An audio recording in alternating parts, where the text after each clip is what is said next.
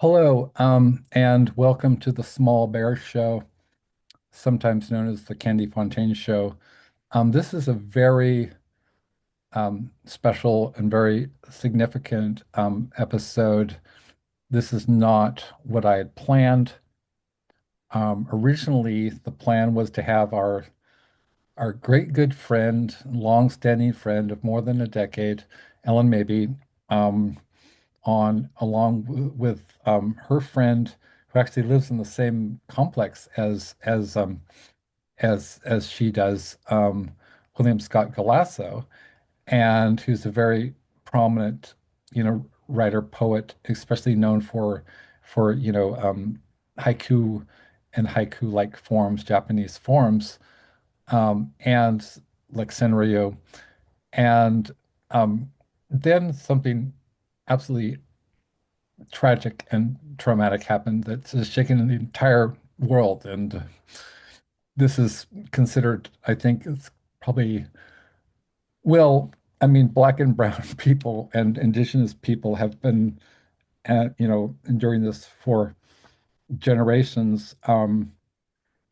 Jews and, people, um, l- you know, have, the Jewish people especially, but also, the Palestinians have suffered, um, you know, Arab people have suffered.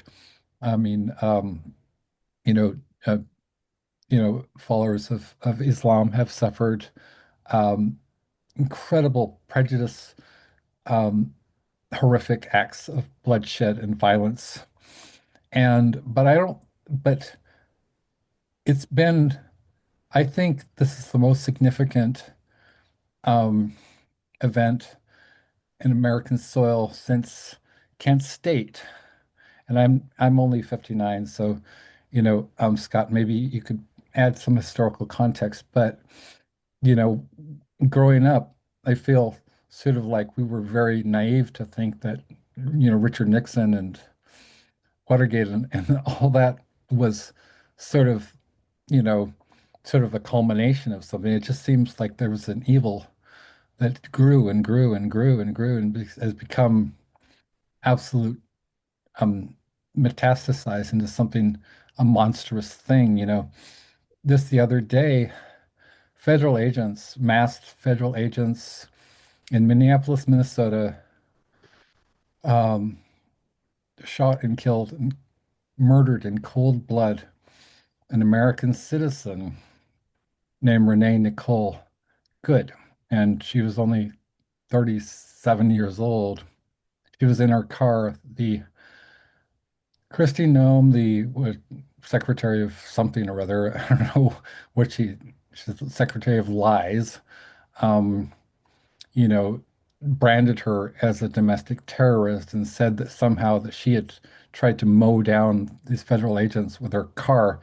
This is nowhere near the truth. And then our president, Donald Trump, doubled down on the defamation of character, which has spawned mass protests across the United States and around the world.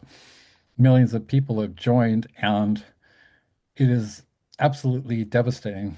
And I want to talk about how art, how poetry, how literature, how music can meet the moment, So I'm very honored to have my two guests here, which I think I couldn't ask for better company.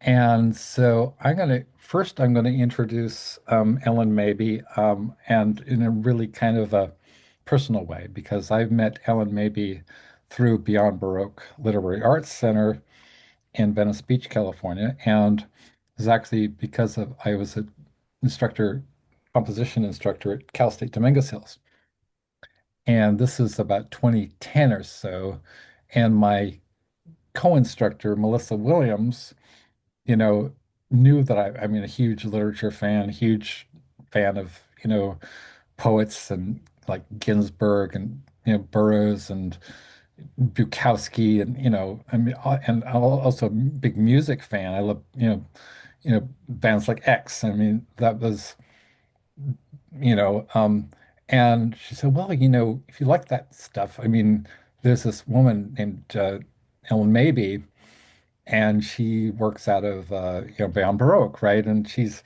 got the job that Exene Cervenka had. I was like, whoa, that's so fucking cool. I would love to meet her. And she says, yeah, just I said, how do I go about this, thing? Because I wasn't expecting that I could just Facebook friend request her.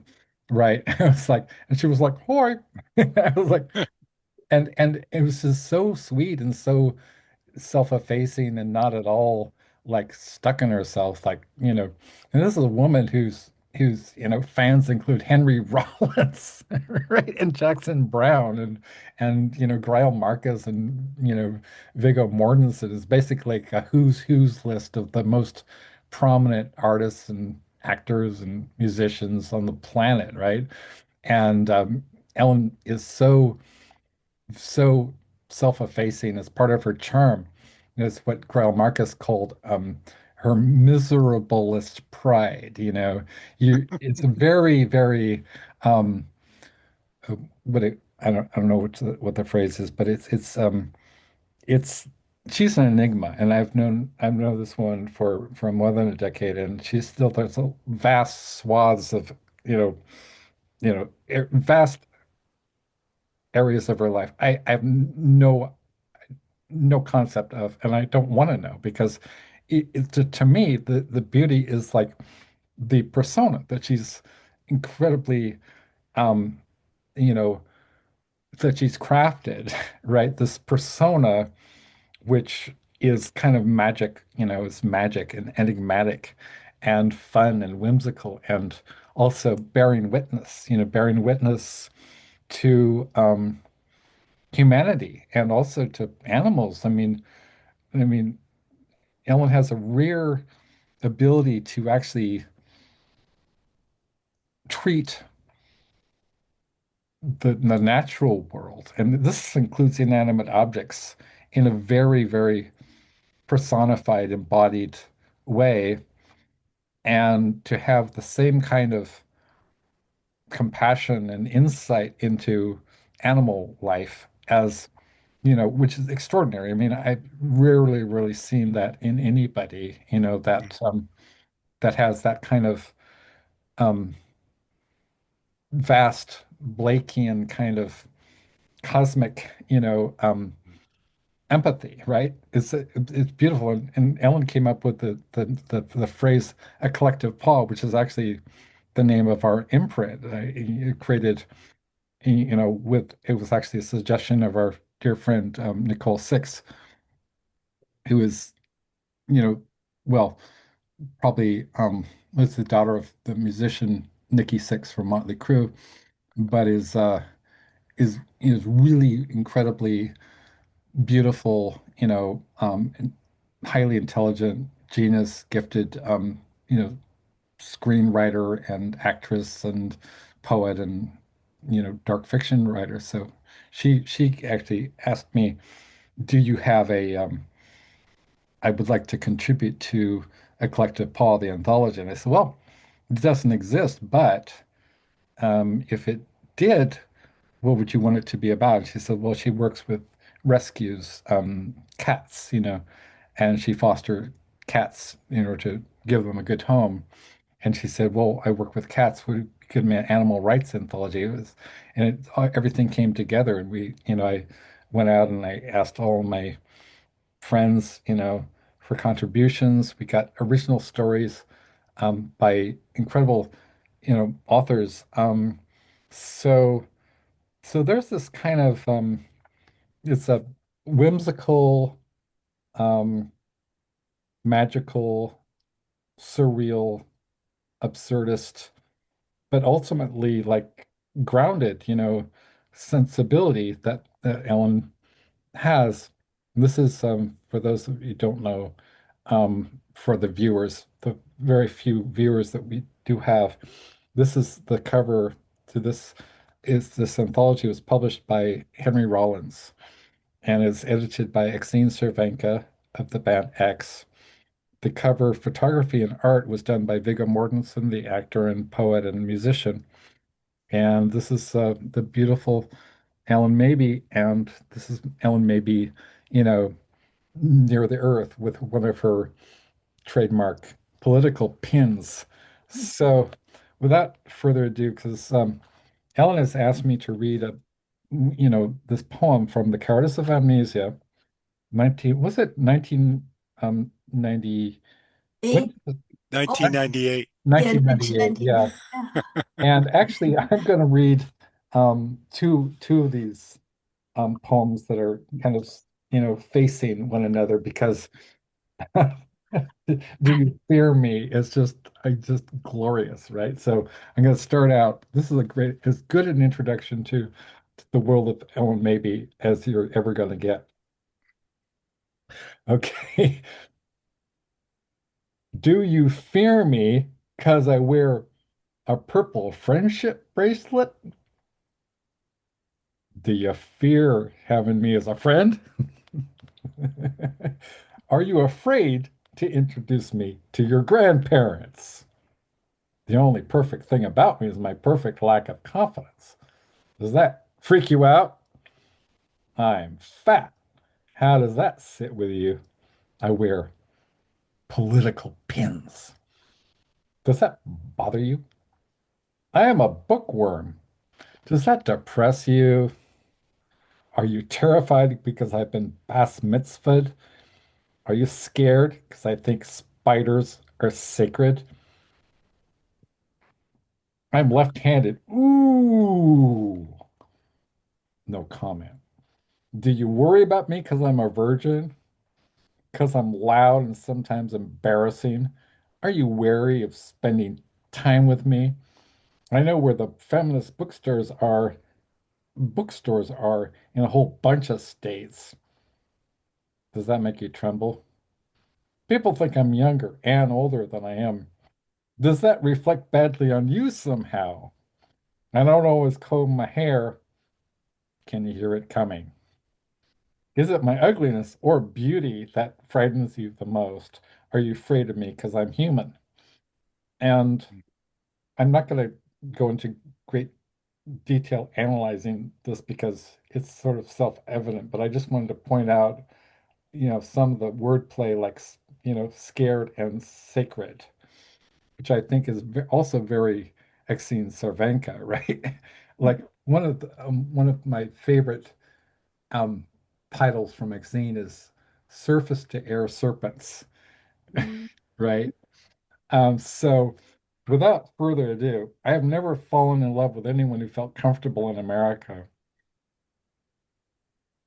I have never fallen in love with anyone who felt comfortable in America. People who wear the 60s on their eyebrows like a birthmark, who wear turn of the century Russia like a boat with a hull made of flame. People who wear Montreal like an almanac that is a forbidden book floating on their Adam's apple. People who wear a TV under their arms like a deodorant, trying to decide where the antenna belongs. People who can recite 80 poems but can't remember their driver's license have my respect. People who can sing 100 bottles of sand paintings on the wall backwards. In the time it takes to pour the shot glass that pulls its trigger slowly. People who talk to dogs and trees and are afraid to ask the time and yet somehow know are beloved. People who wear anthems they make with paisley and parsley and mesh together a bell that rings through the soundproof sky the government is trying to sanction. People whose fingers tell stories of peace and love and thunderclouds overcome by a dish of lightning with a side of stars. People who don't listen at the most popular time of day to the most popular radio station because they'd rather be wishing. People who have cars so full of bumper stickers, the engine is only incidental. the people who miss card catalogs, the people who miss cream rising to the top, the people who yearn for deja vu, the people who love Leonard Cohen's voice. Leonard Cohen. These are the ones I sing to in my overbitten sleep. Mhm. Oh, This, Alex, it's always so neat. yeah, Oh I, my and God. I have to resist the urge to kind of annotate these things. I've read them so many times, but um, there are quintessential Ellen Mabey isms, and there is, despite every time I ask Ellen, her kind of poetic, her craft, Ellen doesn't have a poetic craft. I mean, this is a lot of this. Yet I suspect, much like Bukowski is very seemingly artless, except it's it's so well shaped. Um, do you ever revise, Ellen? Not generally. No, yeah, Not generally. I didn't think Yeah. so. Yeah, just it kind of comes, yeah, when it's ready, you know. Yeah, yeah. Yeah. Stream of So consciousness. the stream Yeah. of consciousness, man, it's so Yeah. beautiful, and yet Thank you. there's a very kind of a wry, ironic, sardonic, and satirical thing you do. You Mhm. know, right. It goes between what appears to be like you have these masks, and I'm fascinated by your masks, Ellen, because it's very Sylvia Plath, like because I taught English for fair number of years, and I'm always thinking about poetry and masks and personas, and for example, the Daddy poem, right? It is when I really did a deep dive into it, I realized that half of it is just made up, you know, and half of it isn't even referring to Daddy at all, her real father, who was, I don't think he was actually a Nazi. I mean, he was German, but all that stuff about the big black boot and the blah blah blah and the sort of Cassandra complex element was, I mean, it was part of her a bigger design, and I think that, and having these characters, these sort of new age characters that are show up in Ellen's poems who are kind of foils for your straight man. You've got this kind of Chaplin-esque straight man, right? Who's kind of also very sort of like a surreal, actually secretly subversive straight man, right? Because you are also like the people that you're making fun of, because you're a true believer, you're a hippie too, right? So you've got like the one about what's the one about, like, Jerry Garcia, or Jerry, or no, is it like it's Is Jerry is that like, Jerry Garcia. oh, is that like Ball and Chain Record Store? Yes, ball and chain orchestra. It's so funny. Oh And yeah. you got these little stingers in there too. It's like that you least expect it, and it'll seemingly harmless until you realize what Ellen did. And you're like, oh wow. Sometimes it can, I mean, And it's extremely subversive. yeah, and Janis Joplin, don't forget, did Ball and Chain, you Yes, know, exactly. with her Oh, Big Brother and the Holding Company. Exactly, which was, yeah. and also like that makes me think of the cover, of cheap, was it Cheap Thrills by R. Yeah. Crumb, and right, and Crumb, like my dad literally introduced me to Crumb. Like my dad is Stephen M. Johnson, and he was used to like this is he kind of inspired me to, really with the whole counterculture thing, because he was a contributor to the Whole Earth Review and Whole Earth Software Review and Coevolution Quarterly, right? So we would regularly get like, Coevolution Quarterly. And also one of my other friends, is a really good friend of mine named Ken Goffman, also known as Are You Serious, right? he was a contributor to, and he started like, Wired Magazine, Mondo 2000, and he actually interviewed me recently for his new magazine, Mindplex. And so I was kind of brought up with like combinations. My dad went to Yale, he studied with Harold Bloom, right? And at Yale, but he's also, you know, he's from Palo Alto, and so I grew up like in Berkeley when I was really, really young. We were across the street from People's Park. And so I think one of the things that like I immediately recognized is like, and I'm very, very curious about, reminding myself to ask you, Ellen, about your obsession with the 60s. Because initially I thought that you were much older than you are because of particularly poems like I had the best yogurt of my life and, Berkeley, and which turns out to be a complete concoction, a complete fabrication, because she was born in 1964, so she couldn't possibly have remembered Telegraph Avenue in 1964. But my dad does. My dad actually, one of his best friends who's still around, Terry Garthwaite from Joy of Cooking.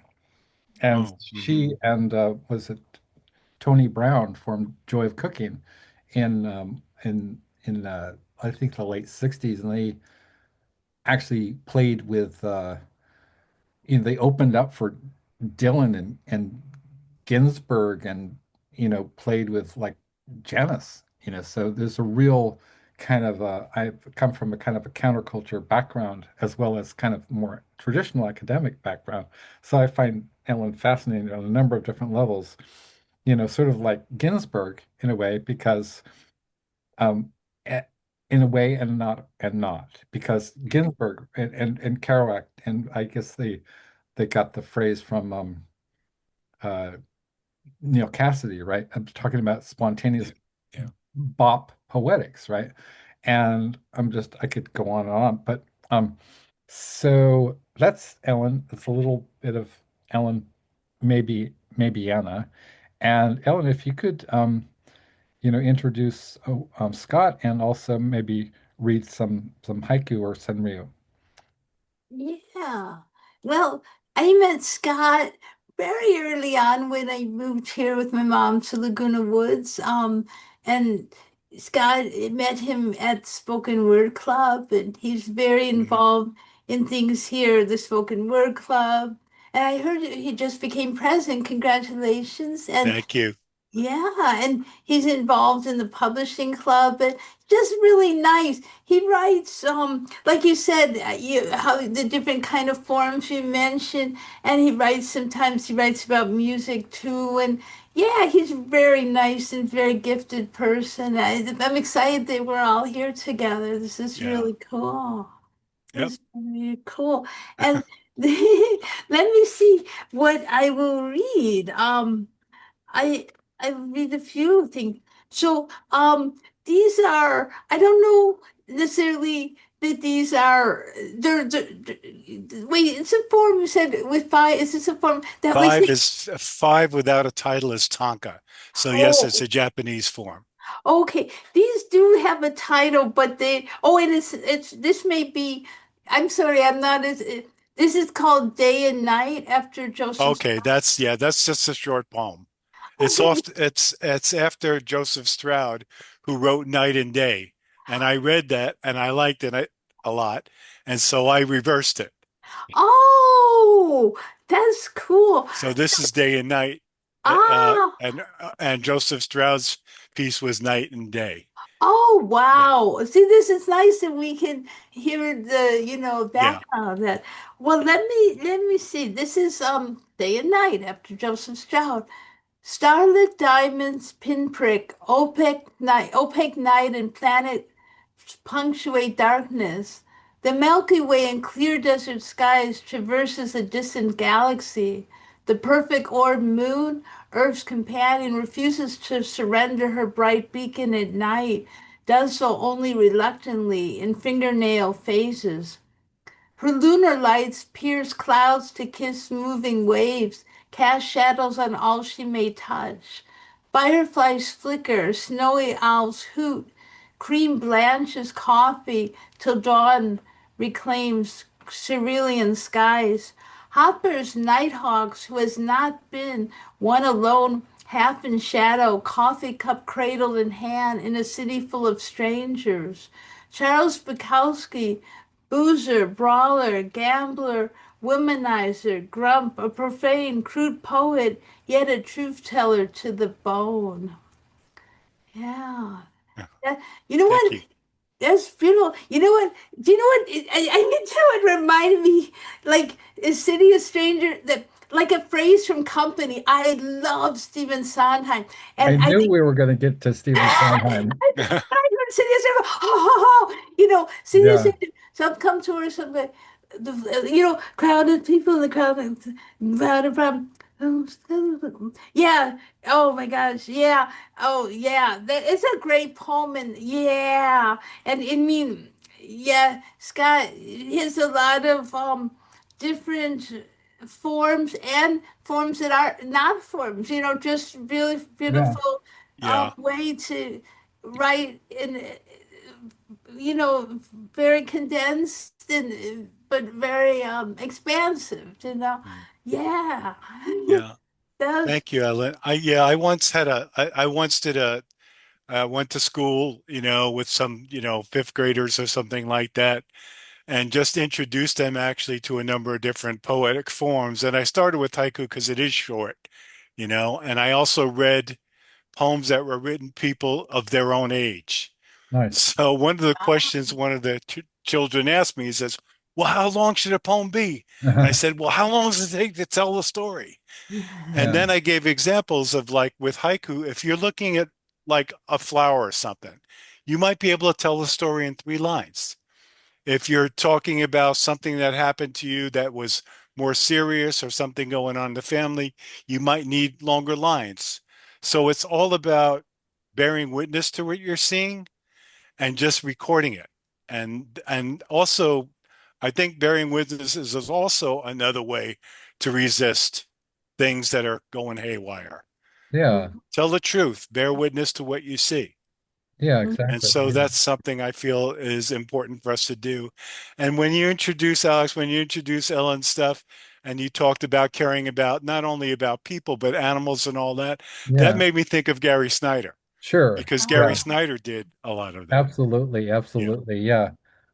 Yeah, I would love to have Gary on board, but that's like probably not going to happen. But yeah, Gary and like I'm thinking of like The Dead by the Side of the Road, all those Yeah. great poems and Turtle Island and hmm and yeah, so and I should mention that Ellen, among her incredible accomplishments, I mean, just one of the anthologies that she's been, in contributed to is the Outlaw Bible of American Poetry, which was put together by I think um, um, oh oh, yeah, Ellen oh yeah, S.A. Griffin S.A. and Griffin Ellen and Kaufman. yeah, Ellen Yeah. Kaufman, and as I'm very, very honored that, several of the poets that are in that book are contributors to our anthologies. And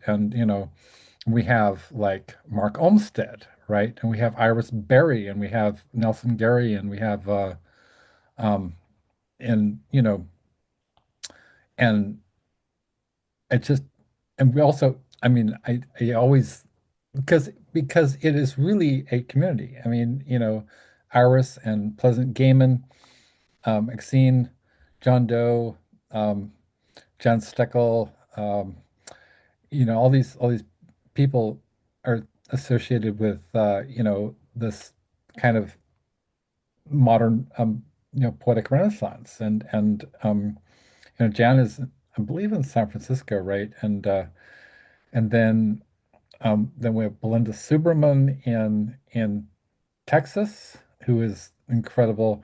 We have Ron Whitehead is a regular contributor and is a dear friend of ours. And we have so many people who are connected, via, like Ron Whitehead alone, right, was had also worked with Poppy Z. Brite, Billy Martin now, and so has also contributed to our Poppy Z. Brite anthology, and so and the musicians as well, as I mentioned, David J. Haskins and Jarbo and Ethan Maroulis, and so there's an incredible amount of and obviously Rollins.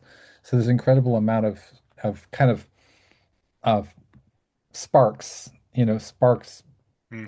flying, you know, among and between. You know, I actually had a very this is very, very disappointing.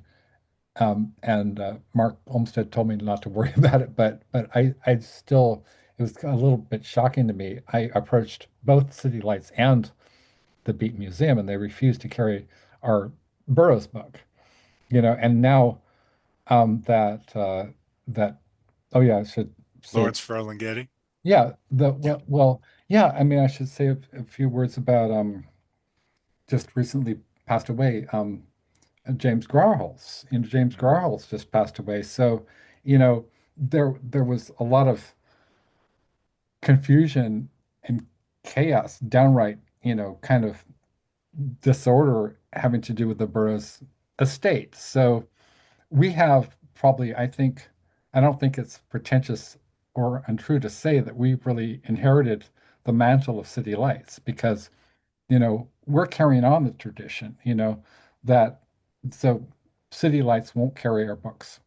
The Beat Museum won't carry our books. We have original work by Carrie Lee Chrome, who co-founded the Runaways, a major, a major poet. And people don't even know, you know, a major short story writer, and kind of memoirist. We have, original work by David J. Haskins, the man who founded the bands Bauhaus and Love and Rockets. That's incredibly um, important. Graham Masterton, who collaborated with Burroughs, who said the Junk Merchants was, he wrote in his foreword, he said that the Junk Merchants is a fitting tribute to the Burroughs legacy. The bill has been paid in full, right? Another one of, so we had actually three volumes. And so we have two forwards. One of them was written by Larry Jaffe, right? And we had I was in touch with Patty Smith on Facebook, and she said that the Junk Merchant sounds like a fascinating project, right? So with all this bearing in mind, the endorsement of Patty Smith and Graham Masterton and original work by some of the most influential and important, you know, writers of our time, they still won't carry it. The reason is because we're not a name brand. We're an independent bookseller. And we're an independent publisher. And we don't have a name like they do. So they reject us entirely, which I think is incredibly ironic you know. And I called up, actually, a couple of times, I called up the Beat Museum because I couldn't believe that they wouldn't carry our books. And I said, "You know who we have?" And I said, "I'm a personal friend of Mark Olmsted." And he said, "I know who Mark Olmsted is." I know you know who Mark Olmsted is. I'm also a friend of V. Vale, you know, who started his, started out, running research publications out of City Lights with a grant from Allen Ginsberg. And I said, we have all the contributions. These are our contributing authors. We have Ron Whitehead contributing original work. He said, I don't care. He said, this is like Beat Museum guy. He said, we're going to hemorrhage money if we carry your books. I offered to send him copies of the, I'll show you. I'll show you this. We have Puma Pearl, you know, this book. He said that they wouldn't be able to sell any copies. They would hemorrhage money. Caitlin R. Kiernan is considered to be the greatest weird fiction writer on the planet. Sandy DeLuca, whose work is archived at Brown University. My work is archived at Harvard. I mean, look at these names, right? Kathy Acker, William Burroughs himself, Iris Jorbo, Puma Pearl, Are You Serious? Um, these are Maxime Jakubowski. These are incredibly important writers, and no, we no love. So we don't we're not even on the radar of anybody, you know. It's kind of tragic in a way. I didn't mean to complain, but it's just I don't understand it. Well, it's the same thing that for all independent writers in trying to get published. Yeah, A lot of times, unless you can't get anything in Random House, you can't get anything Crown. I'm just talking about in general. yeah, If you don't have the backing of University Press, the right, only thing you can do, as far as I'm concerned as a poet, is do your job. In exactly. other words, do your writing. Go Yeah, out and read to people, you exactly. know? And I find when I do that, we have a large enough community out there Yeah, and we can be supportive of each other. I And it's agree. the same thing of writers being supportive of musicians Right. and painters seeing that a poet was inspired by their work. Yeah, The point is that all of us working together that way, yeah, it's a large community, and you can't wait for somebody else to say to you, exactly. okay, we'll take it or we won't take it. You just got Exactly. to do it. Exactly. In fact, this is interesting because um this is kind of what one of the best pieces of advice that I've ever received in my life was from a woman named Caitlin R. Kiernan, who's considered, as I said, the New York Times said Caitlin R. Kiernan, is an essential writer of you know of dark fiction, one of our essential writers of dark fiction, and her fans include people like Clive Barker. So, oh, John Shirley, who wrote the film The Crow, is one of our contributors. Okay. Well, that's what I was trying to say is that I had asked, because she and Billy Martin, Poppy Z. Brite, had, you know, books out from Subterranean Presses, so indie kind of horror press, right? And which also had, was it Subterranean Press that had we also have Peter Straub, Peter Straub, who collaborated with Stephen King. Um, and they'd put out some books by Poppy and Billy Martin and Caitlin. And said, would you recommend me to the Subterranean Press people? I said, John Shirley said Alex S. Johnson is the Baudelaire of our time, right? And she said, I'm not sure that he would understand what that meant. And she wrote this beautiful long email to me. She said, look, Alex, my advice to you is build your name, right?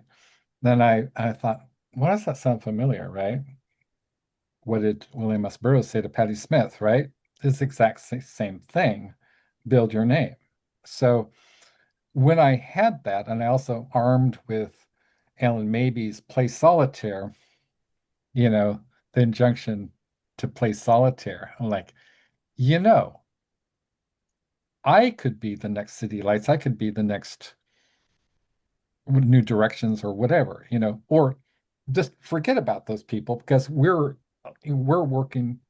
putting out new material. We're not archivists, we're not a museum, right? We're living, breathing, you know, artists, right?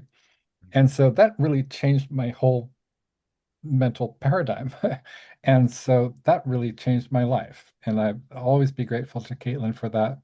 So, okay, now I guess the next thing is to talk about, yeah, the tragedy.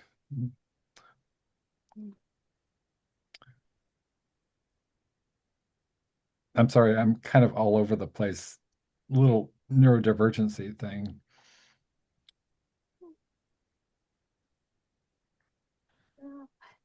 Should we read your poem together? That would be good. Yeah, yeah, let's I think that, do yeah, that. that would be a good idea because part of Okay. it is we're still in the process of processing all this. Mm-hmm. Yeah.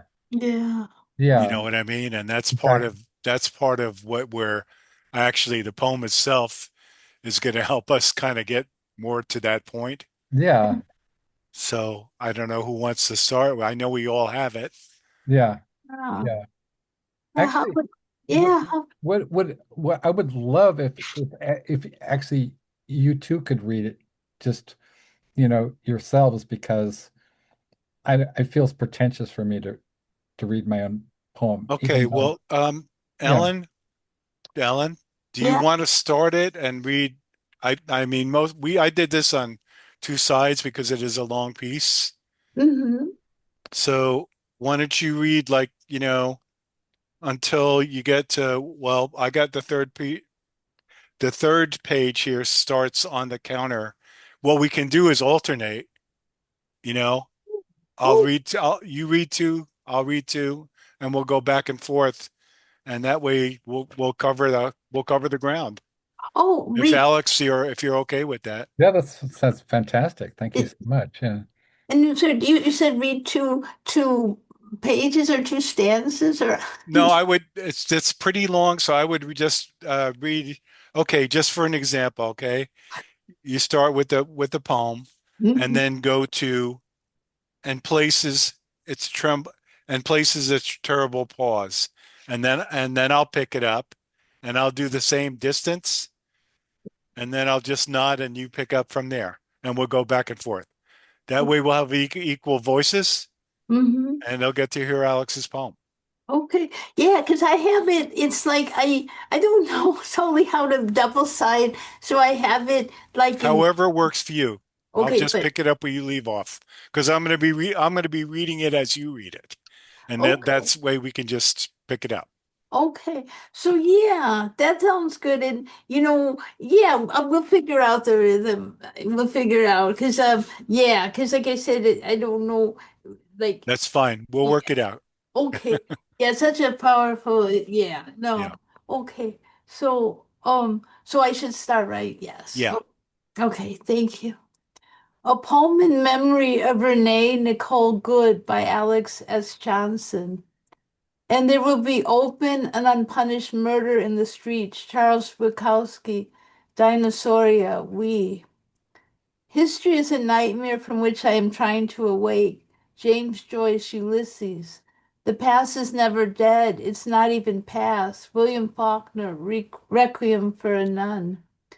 Bukowski was right, and Joyce was too, and Faulkner, and all the mothers and fathers and sons and daughters, and of course the counter narrative slid across the counter like a butcher blade already dipped in the groovy sauce. Cruelty is the entire fucking point, but beyond this is trauma, relentless, unreasoning. It is a weapon of war against the world mind. Suffering is suffering, and fuck Winston Anders' innocent horse. There is no innocent anymore. This is war, war of all against all. I sit with an unimaginable grief, the weight like Plath's marble daddy, toe that grows and grows all season long. In the winter of seasons bleedings, a grief that is timeless, as all families suffer the most extraordinary indignities. Okay, that's what you have. Okay. You want me to pick it up from there? Hmm. Okay.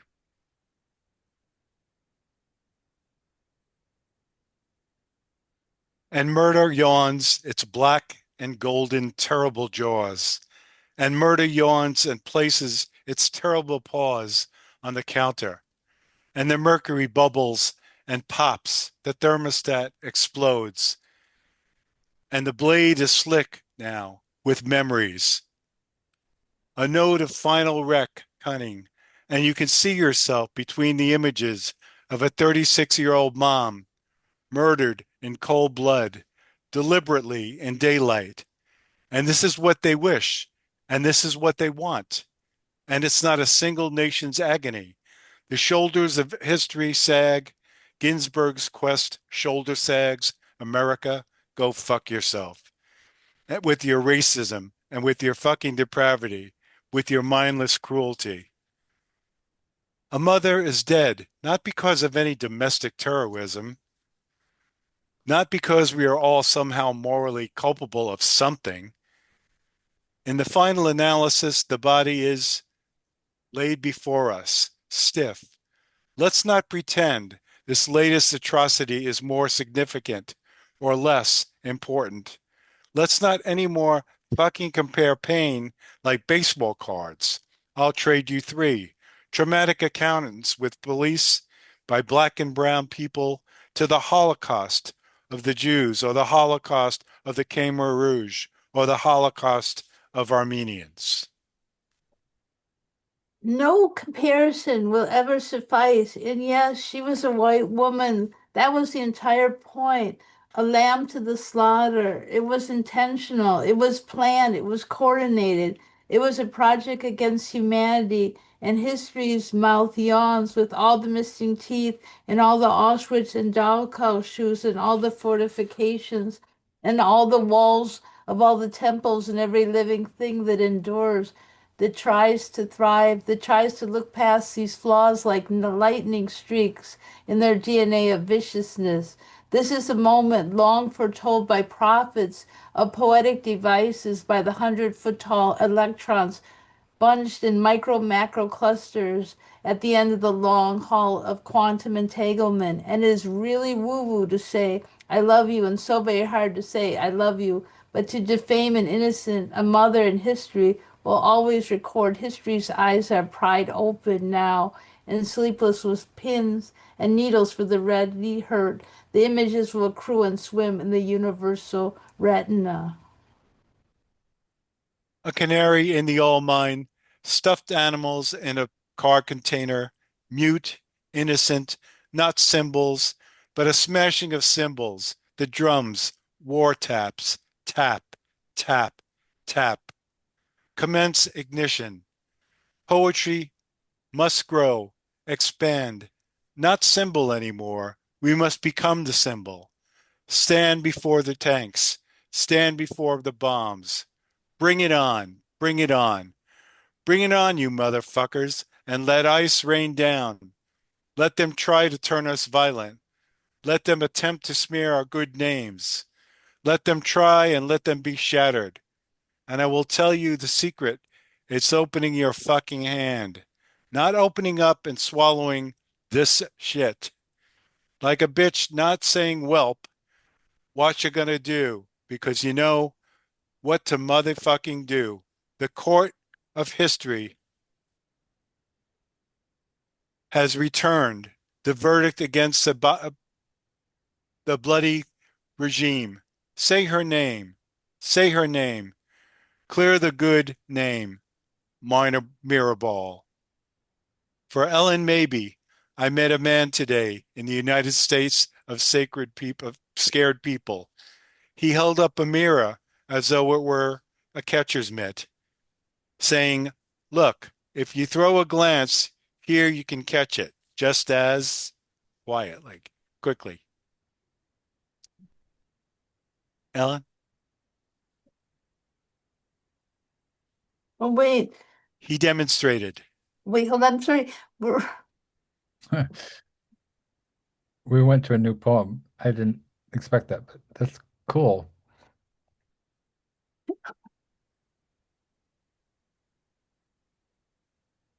wait, I'm sorry. Where do you want to have her pick up?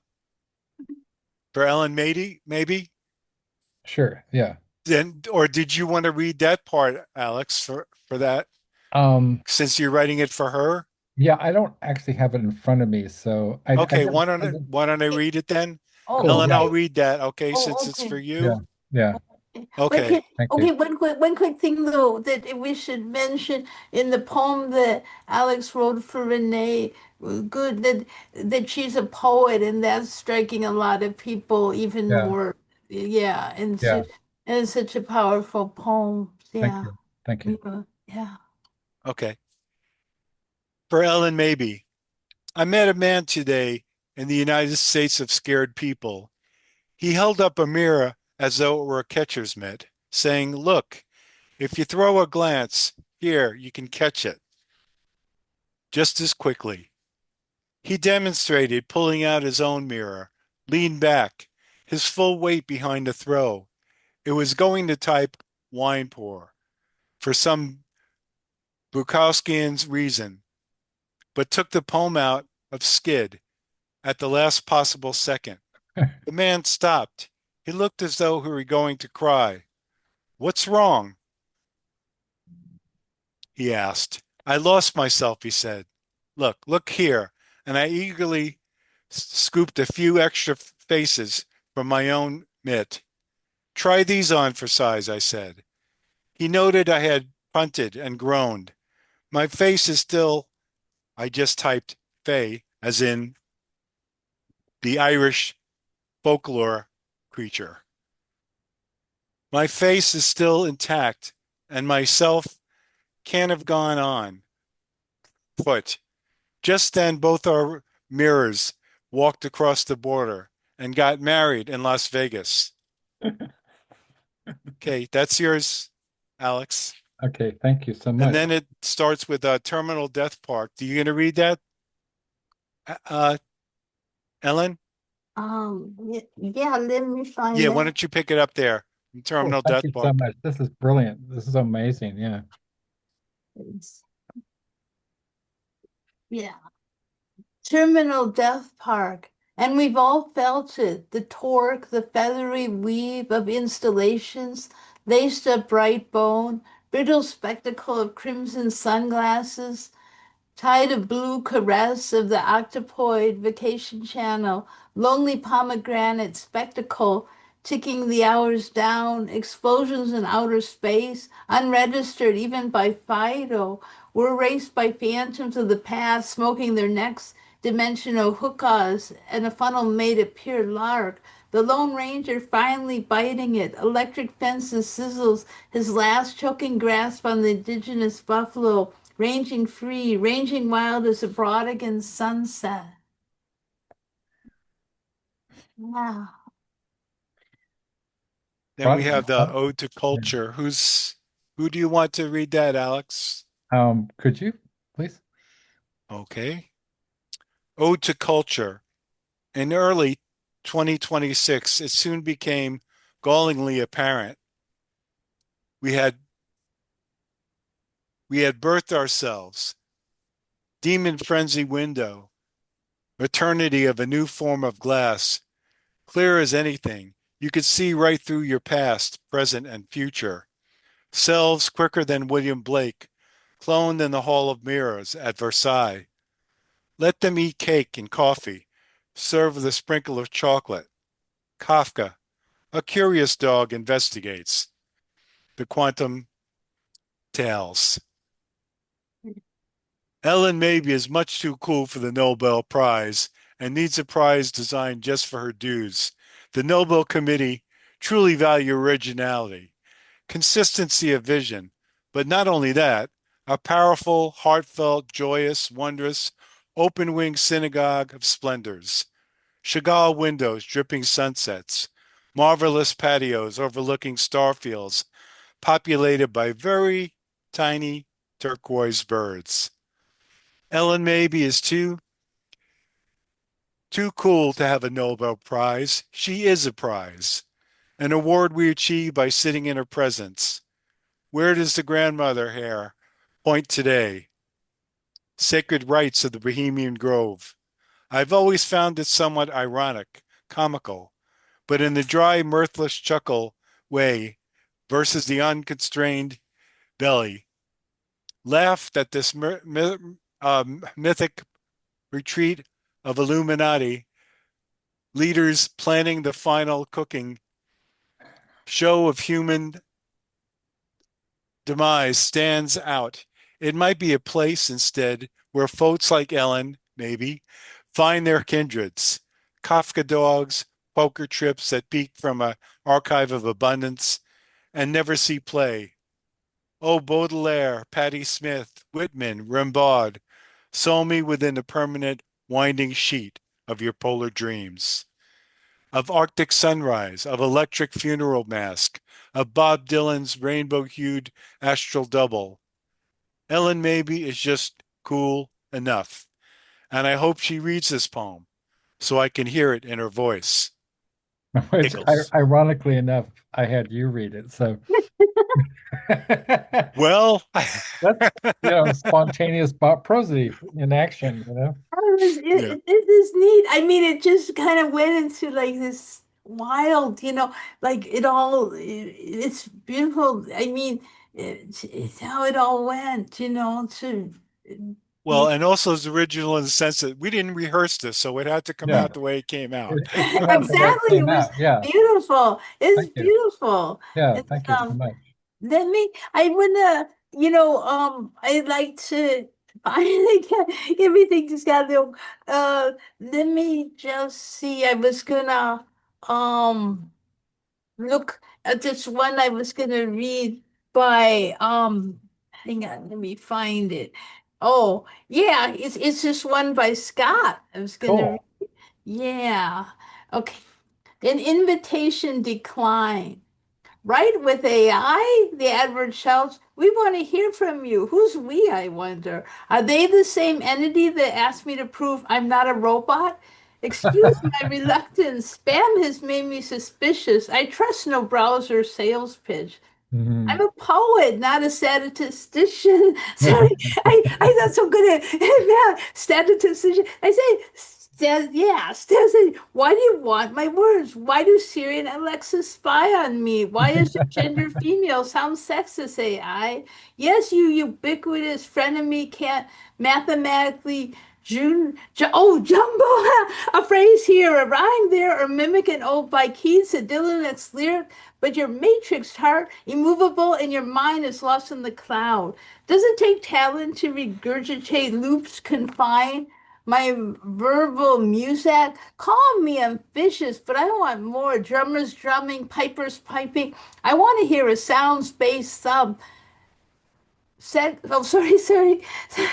See fingers glide down silver strings of language peppered with dialect. I want to feel pain in a blues singer's voice or a breathless orgasmic release. My poetry is what you will never be, human. Yes, 10,000 chimps at a keyboard may recreate a Shakespearean sonnet, a chant by Ginsberg, a canto by Pound, but they will never capture the meaning of what fills the page.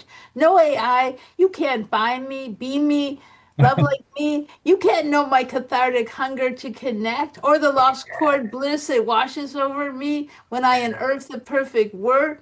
You create by rote what I struggle to earn, step by grueling step. So thanks for the offer, but this journey's mine. I decline your invitation. Yeah. That's great, Thank you, Scott. Ellen. Yeah. Yeah, Yeah. Yes.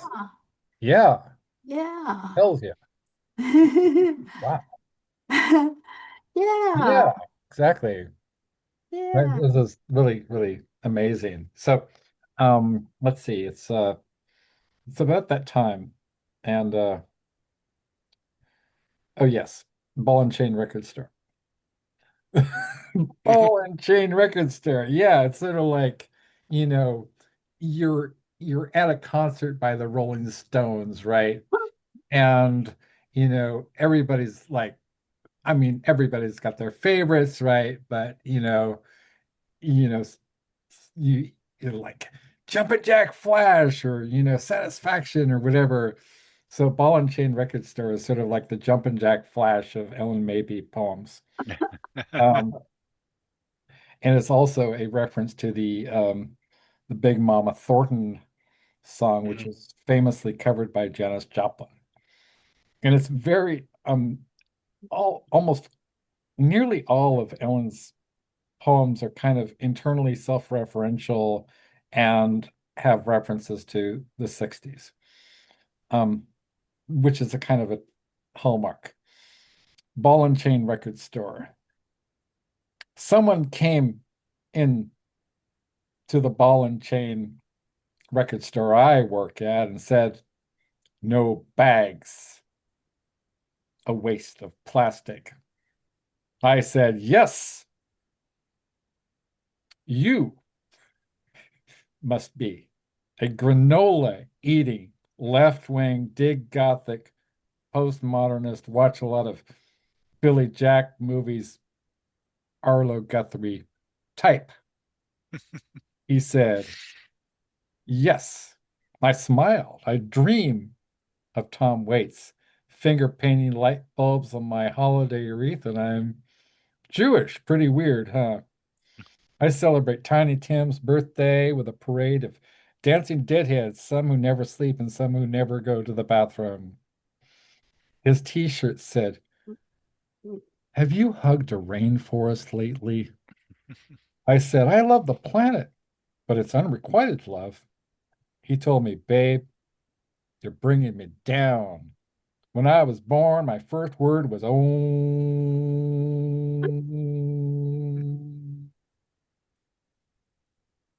Kindergarten, I organized the pacifists to demand we didn't have to read from Dick, Jane, and Spot books. Too generic. I demanded we get American Indians to talk about what's real. And I gave them my nap mat because it's their land. And I gave them my peanut butter and jelly sandwich because the buffalo have been murdered and they need protein. He blushed with passion and said, tell me you. Well, the first 15 years of my life, I thought Barry Manilow was a sex symbol. Needless to say, I got a sort of late start at being at one with the cosmic heartbeat. He gave me one of those looks like I better get this girl some Jack Kerouac books to read fast before she suffers the confusion of not knowing there's other existences besides the banal. I put my hands on my hips and squealed, I read on the road and the letters of Allen Ginsberg to Neil Cassidy, and vice versa. He said, on Monday, Wednesday, and Saturday, I'm a part-time Marxist. He took out a beanie, put it on his head, and began to chant. This definitely turned me on. All of a sudden, he began to sing the minimum wage workers' song. The walls are full of faces. The mini malls are full of neon. The bitter bite the hands that feed them. The food is a mixture of bone, blood, and snails. Man is a cannibal. I said, wow, you are the sort of guy who says right on and really means it. You probably only drink the milk of socially conscious cows who voted Crosby, Stills, Nash, and Young for president. He screamed, oh, chick. My life changed in 1962 when I realized the Constitution was written without women, blacks, Indians, and poor white men in mind. That was not okay. I became the Jackson Pollock of feminism. I threw paint of outrage everywhere. I was a man who identified with Billie Holiday and Ernest Hemingway. I was a traveler. So, what brings you into this San Fernando Valley air conditioned, intellectually malnourished record store with the exactlies? We open exactly at 10, close exactly at 10. No matter what our karma, damn, it's so crass you can't even rent the last waltz here. He said, I'm in a competitive mantra makers bowling league. We have weavers, chess players, avant-garde stamp collectors, and Hell's Angels. Inventors all. We bowl whenever the fuck the spirit moves us. With any luck, we'll be playing the New Age Lawyers Used Car Salesman League again, real soon. Hippies and New Age people are like the difference between Bob Dylan and Bob Hope. He smiled and said, do you want a bowl? We are definitely into strikes for the betterment of the worker. We need someone who looks like she could walk into the woods and find incense without getting poison ivy. You look like Van Morrison when you pout your lips. You could be a part of the Father, Son, and the Holy Ghost Meshuggah Athletic League. Besides, I love you. I started to weep tears of Bas Mitzvah cake and tears of being the last kid picked for field hockey. in gym class. Authentic tears. Nobody ever said all that to me before. I guess I kind of do have Van Morrison's mouth. Why hadn't anybody ever noticed? I said, I love you, but every free moment I moonlight at Hare Krishna Organic Coiffeurs and Tea Salon. We use no chemicals, no dyes, no sprays, no combs, no brushes. Hell, you look pretty much the same going out as going in. He said, what's a nice girl like you doing living in a Republican administration like this? The manager of the record store comes over and says, you know the movie Fahrenheit 51? Corporate has ordered us to burn it. Get to it. Don't give me your damn whimpering Joan of Arc guys. Lots of people would love to have your job. Little annotation, Fahrenheit 451 is a 1967 film by, you know, Oh, Francois Truffaut. So that's another little kind of Easter egg. I scream, pig, pig. You are giving barnyard animals a bad name. Cops are pigs, and tolerance are pigs. Bigots are pigs. Everybody does it and says they're just doing their job is a pig. Everybody who does it to someone else knows what they are. This is my first day at the record store. I guess if they want to have a quiet, complacent, yes, sir type of employee, they ought to ask different questions on the application. Like, do you conform? Like, do you care that this is stolen land? Like, do you believe in playlists? Like, do you believe in yourself? Do you mind waking up alone rather than being beaten up with fists? Do you see the government is beating us up as bad as a knife in our elbows, as bad as a slur in our ears, as bad as a rape? When we just wanted to be held. All they ask is, can you work part-time? And what days can't you work? And they say, whom do we contact in an emergency? I said, because you need to ask that constitutes an emergency. The hippie said, my name is Hell's Bells, but you can call me Hope. He said, I dug you. Now I dig your whole being. Strange. No matter how many nights I wake up unhappy, there's still a possibility of rising into a change so easily. The outlaw lives in a world where when he sees a mirror, he sees a hero, and all heroes put their bell bottoms on one leg at a time. Let's face it, how can you trust money when there are politicians' faces printed on it? Money is sexist. The only woman on so-called American currency, which is really Turtle Island to the Indians, is Susan B. Anthony, and they stopped making those real fast. Is money worth killing for? Is money worth dying for? I ran through the store singing about William Blake's eyebrows and Walt Whitman's belly button, saying everything is alive and everything's sort of adorable. I took paper clips and I gave them to loving vegetarian families who needed someone. I took the bathroom sink and gave it a hug. I freed all the rubber bands and I said to all the plastic bags, I will never burden you with films weighing you down. Perry Como cassettes or even a piece of Jerry Garcia's beard. Well, maybe. Now, I've also a little annotation. This is kind of like a precursor to the iconic plastic plastics poem that you wrote for the TED conference. oh, Ocean Song. Wow. Ocean Star, right? Yes, it's very kind of like a precursor, Wow. right? Yeah. But I will never staple a bag for you brought love. Most people tell me it was all the Pop-Tarts ate. Some people tell me it was because I was a liar. I said, I'm too honest to be anybody's best friend, but at times nobody believes this hippie ever even came by. There are no lingering peace signs, no incense, no tea bags, no fuck the fuckers pamphlets. I have no idea what that means, but maybe you can explain that.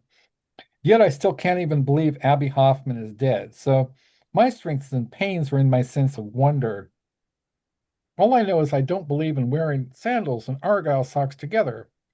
And when I needed it most, hope was here. Change must not be too far behind. So deceptively simple and straightforward. It is very complex, and there are almost subl kind of seamless. So the Russian literary critic Mikhail Bakhtin had this the term, I forget the exact term, but it's something like um plur pluri. It's like um has to do with the you know what I'm talking about, either of you, uh, um, plurivocal. So he had the idea that, all literature is a kind of a conversation over time, and rather than it being like a dialectic, it's a dialogue. So Mm. we're still in conversation with Sappho and Plato and the Upanishads and Dylan and everything else. And it's continually evolving, right? Like Ellen maybe read Bob Dylan. I listened to Bob Dylan. I read Ellen Mabie. I wrote some new poems that invoke Bob Dylan and Ellen Mabie, right? And now I'm familiar with, I mean, I'm getting familiar with your work, Scott. So I will undoubtedly write, a Scott Galasso poem, and then but there are places where there's a kind of a third voice, in these kind of really, really kind of miniature dramas, where you can you can kind of tell which is the Ellen Maybe voice and which is the kind of the new age bozo. But then there's places where a third voice emerges. And I find that incredibly fascinating. So, oh, okay. So I just like, what is this obsession, Ellen, with the 60s, and what with is this kind of like so I kind of iconically associated with you? Hmm. Well, I love a lot of the, you know, music and art, from that era, and it just always seems so resonant to me. I just always seen that. Yeah, Yeah, yeah. A lot of times, different things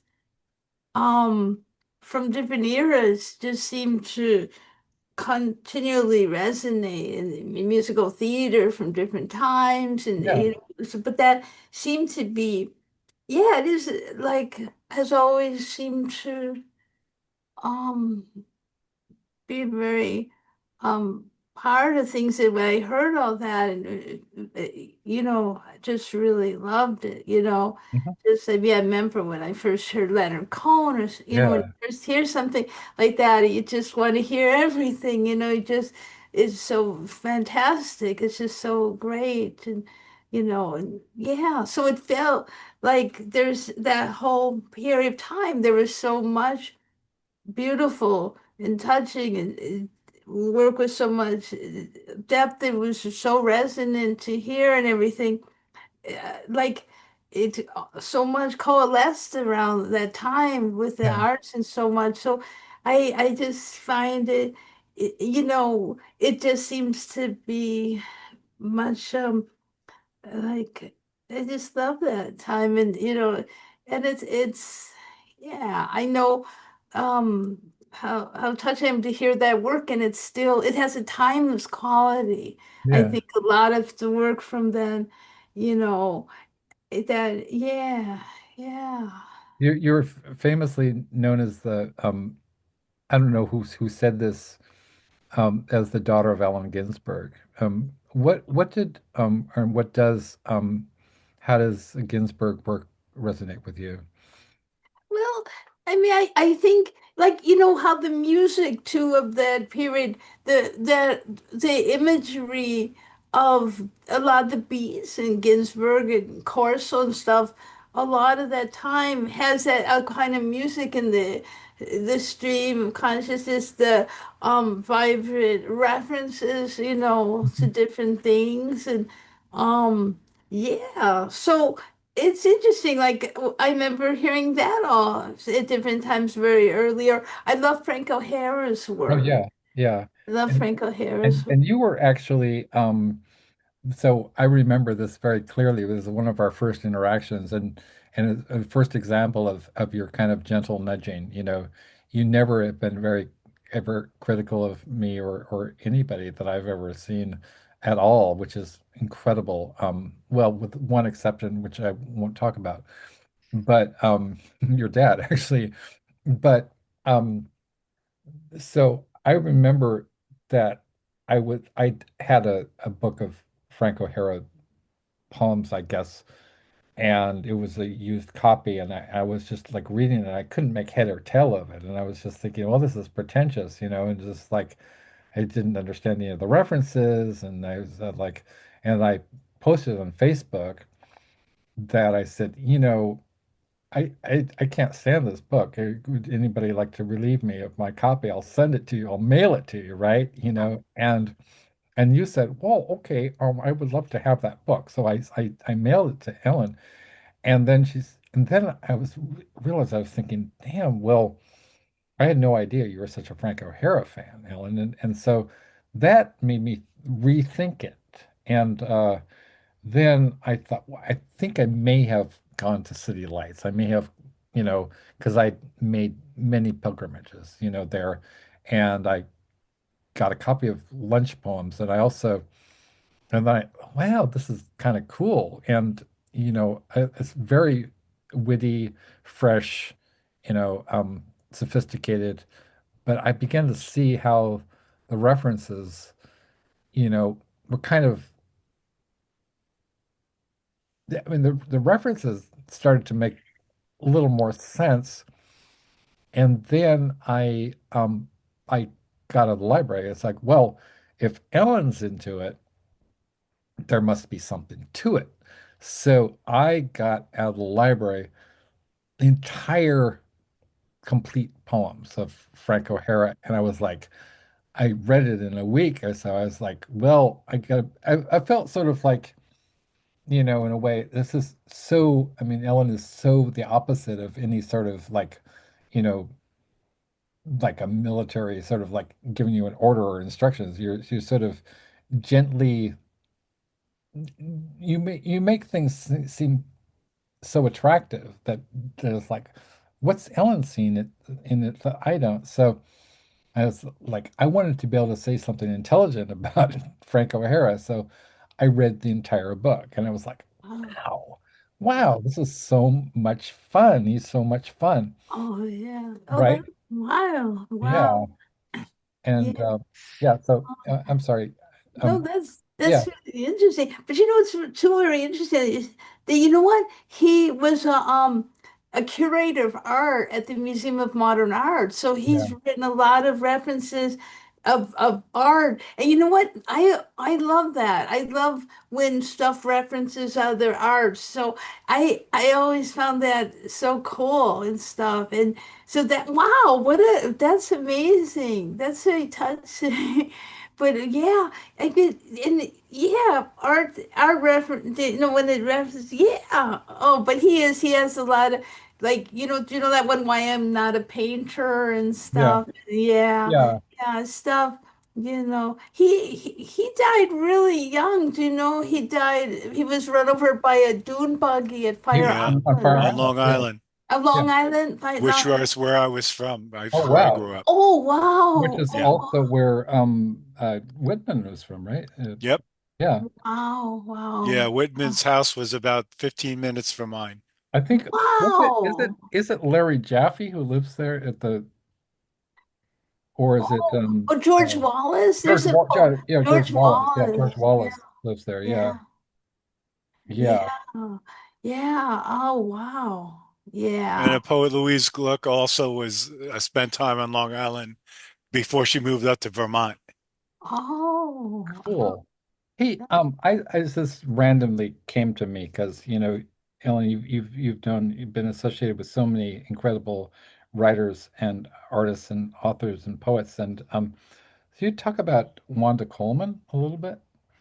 yeah. Oh, she was wonderful. Her and her husband had a show on KPFK. Mhm. Um, well, like for a number of years, the Poetry Connection, I believe. And I was on once and they were both really nice. She was wonderful, so gifted, very, very supportive person, just really warm and stuff.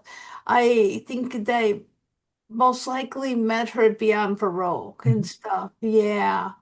And she was kind enough to write something for cowardice, and like about the book and stuff. And yeah, Yeah, she was wonderful, and she's so missed. They're both missed, her and Austin. They were just fantastic people and part of the literary community for a long time. Yeah. yeah. This is actually really cool because one of the things I'm trying to do because just to spare myself, much more work than I've already, have done because we've logged hundreds of hours literally on, on Zoom and but I want to kind of pair these blurbs, these incredible blurbs, with your words on the artist and the person who blurbed you. So I'm going to read what Wanda wrote for Cowardice of Amnesia. A magnificent pathos is the power that drives Ellen Mabey, placing her among the finest voices to emerge from the pre-millennium West. So that is that reference, and then and this is really helping me out. And oh my God, so I'm also so because so I thought it'd be really cool to kind of pair, your thoughts on the person with their words about you. So I'd like to read part of what Rollins said about you. Ellen Mabey is an irresistible force. To read or listen to her poetry is to be gently and completely crushed while simultaneously inspired and charmed. The honesty with which she so exquisitely reveals her vulnerabilities, desires, and pain is beautiful and rare. And this is a review of Rodeo for the Sheepish, actually. The musical accompaniment on the album is not mere background filler, but a true collaborative effort between Ellen and the musicians that really works. Ellen is a very gifted writer and a true gem. And that's Henry Rollins, who published Artists of Amnesia under 21361.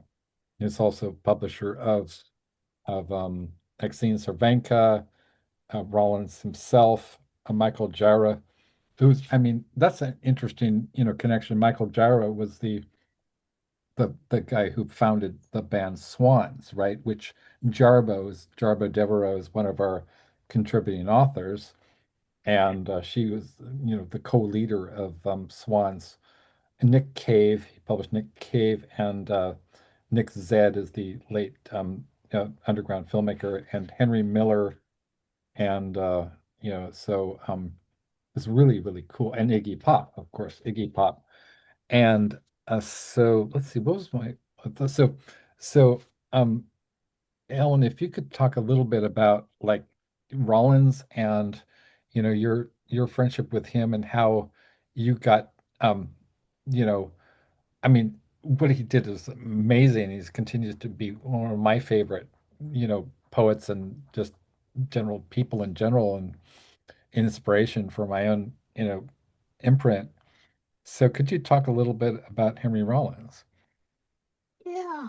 Um, well, Exene had written, um, to him. She said she had never done that, but she was thought he should check out my work to, consider it for publication. She was very, um, very supportive of Yeah, that. And so he was very amenable. I always had warm interactions with him, when I go there to work on the book or pick up books or anything. yeah. I know I think he really likes Fido.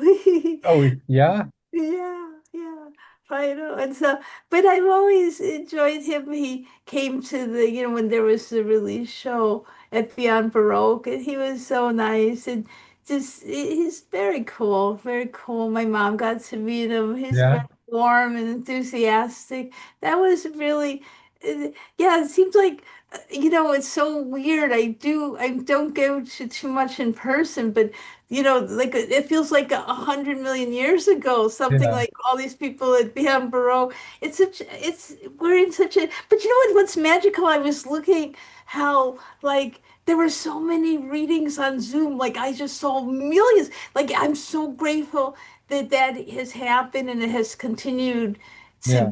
be because I mean, we couldn't all meet like this. And Yeah. just everyone, people are meeting all over the world and they're doing the Zoom, and I'm so Right. excited for that. So, I mean, but it's funny to harken like the different times because I Yeah. think it still feels like there's part of me just hasn't resumed regular stuff. Yeah. But yeah, that was very exciting. My grandma came in and it was just wonderful to he's always been very very wonderful, and I mean that's neat that he appreciated the music collaboration and stuff. And yeah, Yeah. I love working with music when that has happened. And I love to I wrote some poems once with my cousins, do some nature photographs. It's fun to work with the other arts. It's just Yeah.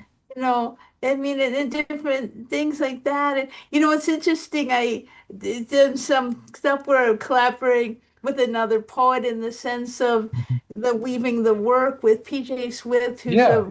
Yeah. a new voice. Very, very cool stuff. Very Yeah. beautiful work. Yeah. Yeah. Well, Yeah. PJ Swift, yeah, yeah, that reminds me because yeah, so I reviewed I think or actually that was the first time I interviewed you and I did Mhm. and you were kind of like you're kind of like in you never bugged me for anything. You was sort of like so Alex you are you gonna Yeah, I'm showing this at the right, yeah. Troubadours with PJ Yeah. Swift and Ella Maybe. Yeah, We're Troubadours. it's an incredible book. Yeah, I really love it. Yeah.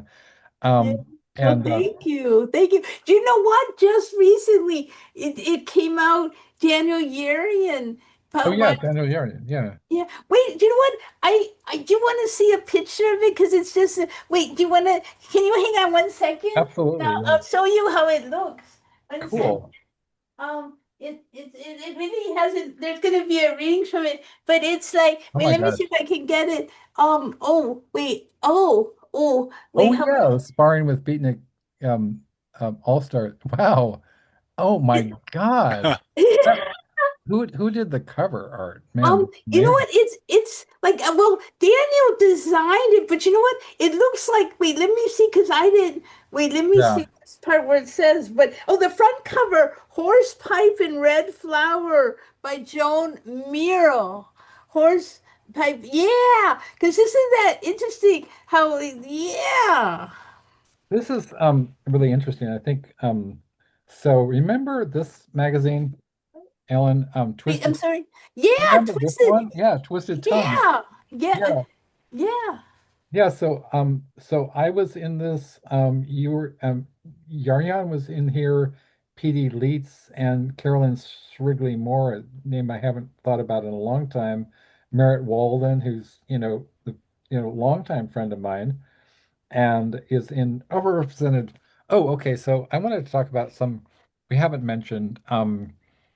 We won't have time really to get into this, but um, one of the books that is really close to my heart, and it's a kind of a dream project, which we recently put out, and I'm not going to try to upset this massive, pile of books because it's going to collapse on me. But so Marie Lecravan, our mutual friend Marie Lecravan, who actually met at Beyond Baroque. And you were very kind to invite me, and Richard Modiano were very kind to invite me to read from my book, The Death Jazz. And you actually sold The Death Jazz at Beyond Baroque, which was just phenomenal. It's really, and then it was the same year, 2012, where I actually read out with Iris Berry. who remains a good, very, very dear friend of mine and a contributor, to Nocturne Crime Books. And so one of the recent publications we did is called Moon Dust Will Cover You, a literary tribute um, to David Bowie. And we had, work by Ellyn, and we had work by um, amazing constellation of authors. And, again, so it was another book that we featured, David J. Haskins from Bauhaus, right? The guy who wrote Bela Lugosi's Dead. I mean, just phenomenal. It's just the amazing artist. And it's a fine artist. He's a film composer. He's a DJ. He does a lot of stuff, right? Besides, I think he's kind of trying to distance himself from because he did Bauhaus, he did Love and Rockets, he did, and so many bands were influenced by Bauhaus, and of course, they did that iconic cover of Ziggy Stardust, which is almost more famous or as famous as the David Bowie original, right? And so, yeah, and he contributed original poetry to the Burroughs book. And so we had Marie Lecravan, we had Merritt Walden, we have Iris, we had Pickles, alias Celeste Williams, my dear friend, mutual friend. Sandy DeLuca is my collaborator. And we wrote, a book together. And Caitlin R. Kiernan, I mentioned Poppy Z. Bright, who's a longtime friend and collaborator and contributor.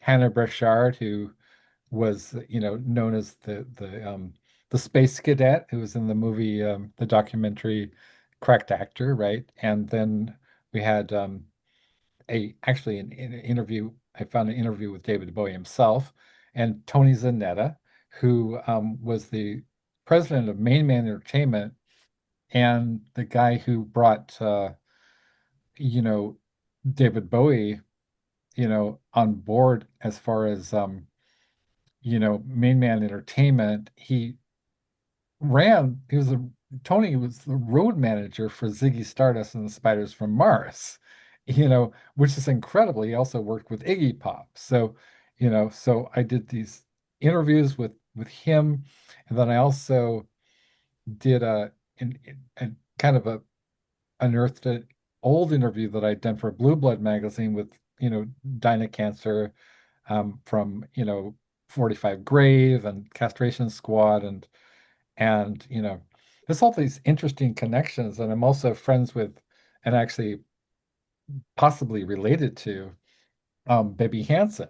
So this is so the Warhol thing, the Burroughs thing, the Warhol thing, Clive Barker, everything seems to be related.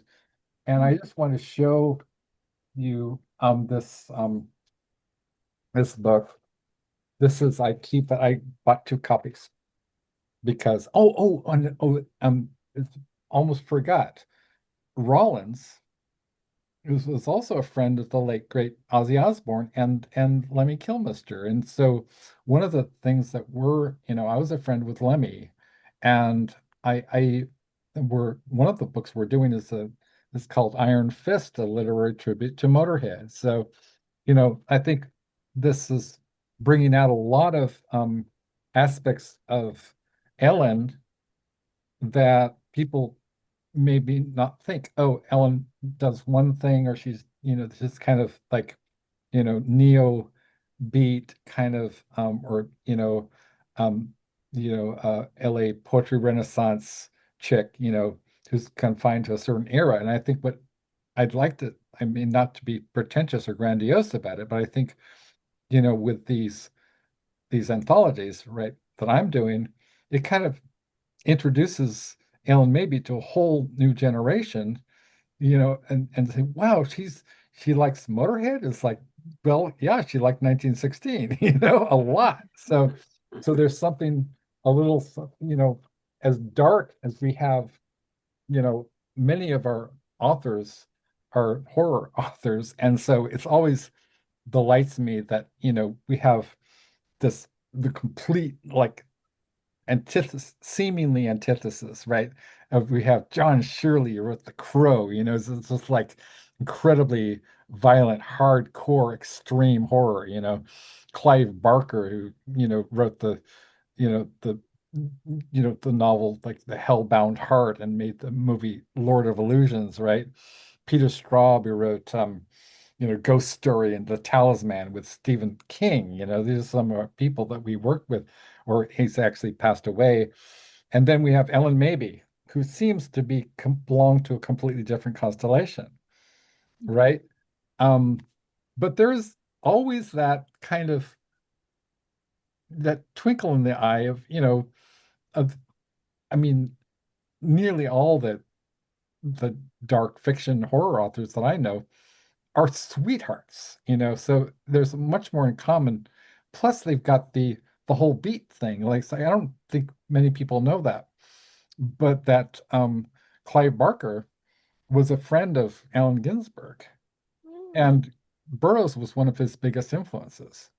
Wow. So I was going to mention. So I was talking about the kind of the Warhol the connection too with Tony Zanetta was also played the role of Andy Warhol in Pork, and that's how he traveled, with the Andy Warhol, whatever. They even had Harvey Fierstein was one of the members of the play. Oh, Bridget Polk was the Warhol superstar who went around with a a syringe of Dexedrine or something or other, and she would pop people in their ass, in their butt cheeks. She would like inject them with speed. I think it was consensual, but it was crazy days, right? And that's how the play got its name, Pork, from Bridget Polk, oh, um, poking people with speed. And so, anyway, this is Bibi Hansen is my friend and supposedly my cousin, or she's the mother of Beck Hansen. And had this autographed by her to Alex factory poems, right? The factory poems. I would actually like to read at least one poem because this is kind of this shows how interdimensional and how connected all of this is, in ways that I'm still growing to understand. So this is the 14-year-old Baby Hansen, right? 14 years old, and her parents were members of the Fluxus. That's, I believe, the Fluxus movement. I will need to go around 6 o'clock. Okay, so I will just um okay, so I'll I'll show you one photo, and then we'll go back to you, Scott, and we'll close up with you, and maybe Ellen and I can do, maybe 20 minutes more. okay. So that's Edie Sedgwick and my cousin Bibi Hansen, right? Um, so oh, um, cool. that's really, really cool. So Scott, I wanted to kind of we're talking about with Ellen about how her method is kind of mysterious. I mean, it's Hmm. inspirational from the whatever the spontaneous pop prosody. Yeah.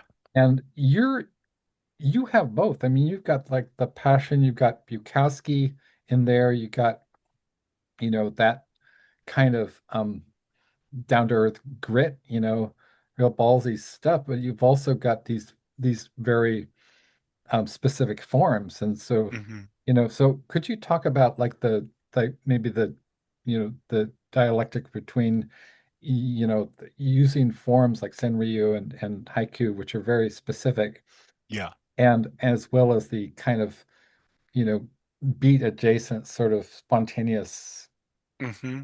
forms. Well, okay. Yeah. I mean, I've been writing actually since I was about 12 years old. Yeah. And in that case, Ellen, so that would have been like 1964 is when I started. So I've been at it a while. I actually didn't get into haiku at all until like 1990, but I've been writing, haiku, senryu, haibun, and tanka, which are all Japanese forms since then. And that was almost an accident. I had moved from California to Washington, and I actually was just looking for a new critique group. And it happened to be that that week someone said, oh, we've got a writing group over here. And I thought it was just basically everything, but it happened to be all haiku. It was Francine Poirad, who was a Haiku Society of America president at one time. And she lived close to me. So I got into that and I found that I liked it. I wanted to see if I could say a lot in a few words. So that was part of how I got into that. Mhm. But I never stopped writing free verse either. And I also have in common with both of you and many of the people we're talking about is I always love music. So, I know Ellen has lots of musical references about the people she's seen, and people's whose music she's loved. And I've had that same thing. And actually, in my last book, The Years We Never Saw Coming, the whole last chapter is dedicated to music Mhm. and musicians and also people who were uh, well, women in particular who were not given, I thought, as much credit as they should for their musical contributions. Yeah. Everybody knows the big rock bands and all that, but they've been involved with rock, with blues, with jazz, with folk forever. Right. As long as the guys have. But Yeah. it was harder for them to kind of break through. So part of what I wanted to do with that section was talk about some of those female musicians I thought deserved more credit and stuff like that. Sweet. Yeah. Um, and I also did a part of it was I've been going to concerts. The first concert I went to was Cream in Madison Square Oh, Garden. nice. And at that time I was 16 years old and the Wow. tickets were $6. Wow. You can't get you can't get a beer for $6 Right? now. But part of that was to do it as sort of a journal.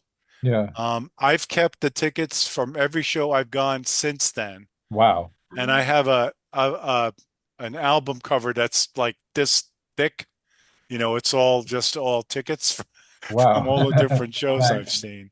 Nice. But I've always found music to be a big inspiration, as I've found art to be as well. Yeah. And again, it's what we've all talked about is how we all learn from each other. We all grow with each other. Yeah. We're all inspired. Our muse comes Right. from many different directions, Yeah. as well as the natural world and as well as our personal relationships with, Yeah. people and just the world we're living in terms of bearing witness. Yeah. So it's you write about all the things that are happening in your life, and they always tell you write about what you know. Well, what you know is how you're living life Exactly. and all the influences that present themselves. So Exactly. that's kind of why I write in all different styles. It's cathartic, but it's also gives me a chance to just spread my wings and do different things because I don't want to get bored with my own stuff. I'm always striving to get better and to say something that's Mhm. worthwhile and meaningful. Yeah. So Cool. that's kind of how I approach, the whole poetic journey. Okay, cool. This is kind of like something that maybe I'm the only one who's curious about this, but you know, ever since COVID and kind of Ellen's become rather reclusive to the point where I think I was not maybe I was talking to Mark Olmsted, but you know, there are people who know her who like whatever happened to her or something. Does she ever, Hmm. go out or whatever? And so I find it's sort of like you're living in the same, complex or whatever. Right. It's sort of like, you know, if Ellen were some sort of rare, flamingo, whatever, and you live in the same animal habitat as Hmm. this, Yeah. flamingo with, with that's dazzlingly pink in his emerald eyes or something. You know what I mean? Yeah. So what's it like from day to day? Because it's a very mysterious person, Ellen maybe is. Yeah. No. Well, for me, it's we all had to go through that lockdown and COVID, and Yeah. it made me crazy. So I would take Mhm. long walks and long drives when it was the only thing you could do. Right. But once I got my shots and stuff like that, Yeah. I got out as much as I could because Yeah. part of my experience that I really love doing is getting out in front of an audience, Yeah. and getting a chance to read, different poems and being again influenced by other poets whose work I Yeah. like, and wanting to sell books, you got to get out there for me. And I enjoy the Zoom experience because you can reach people from all over the world. But Yeah. I also like to get an instant of a feeling from people about what they like and what they don't like, what Yeah. moves them. So in other words, if you read a poem and people go, or they laugh or something like, Yeah. you're making a connection. And Right. so I like that personal, um, that experience in that way. And Yeah. I do get out and, read whenever I get a chance. Yeah. Sometimes it's just open mic. Sometimes I'm a feature, but I just like the experience. Yeah, it's really I was just thinking how, I don't know who was the first person to do this. Maybe, I mean, poets and authors have been referencing other forms and other artists Yeah. for ever since, the beginning. I mean, it's called intertextuality. Hmm. But I think it's very conspicuous in Ginsberg, Yeah. who using that catalog form of Whitman, but Hmm. kind of referencing his friends and Yeah. elevating them to kind of a mythic stature in a way. Right.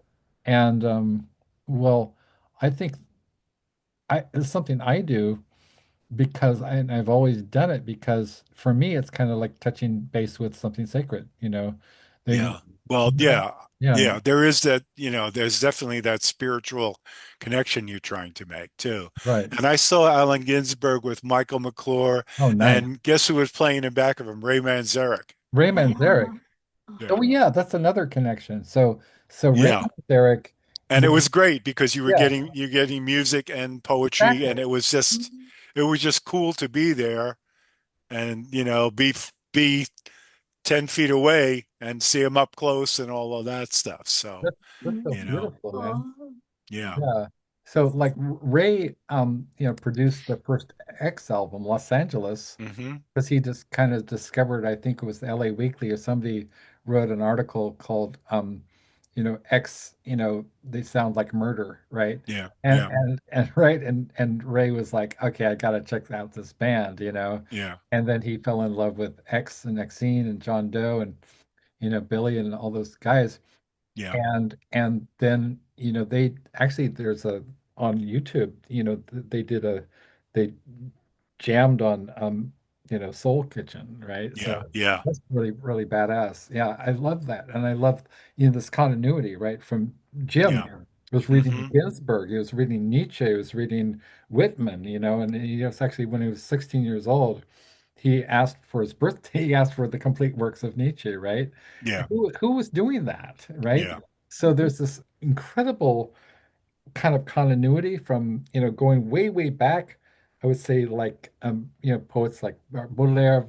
Verlaine, you know, um, and then even further back, Yep. and the sort of the decadence and the symbolists, Rimbaud, and then we had Patti Smith, and we have Ellen Mabey and you and me. We're Yeah. kind of it feels like something much, much bigger than Well, any. it is much bigger. If you think about poetry, what the reason it was all rhyme at first Yeah, is because before they had the written word, they would have in Ireland they were Shanachies, right. who would tell the story of their clan or their tribe, Yeah, and the same thing in Africa, with the griots. right. That's what they did, and they would have it. And the Greeks used, um, a rhyme because when you're telling a whole history of a people, it's a lot easier to remember when it Yeah, rhymes. Yeah. But then, there was a certain point as people wanted something different. And, Walt Whitman was kind of like I want to put the godfather of kind of breaking away from that and saying, we can have internal rhyme as well Yeah. as just rhyme. There's other ways to have musicality Yeah. in the poetry. So Yeah. this is something that he did. And then after that, once you open the genie out of that bottle, people Right. are going to go everywhere. And, And and and you're influenced by all of that whole exactly. progression. And Whitman, I also love his prose, Yeah. and he has one line in I think it was Specimen Days, where he's basically like saying this, he's talking about like fucking the earth, it's basically Mhm. it's just like he used to get naked and wrestle saplings, to kind of work off that, that energy, you know what I mean? Yeah, So well, he was an original, that's for he sure. was an original. So, Yeah. how can people find your work, Scott, and how can they get in touch with you? Okay, well, I've written 18 books and like seven of them are sold out. And I also did two uh anthologies as well, where I edited anthologies. They sold out.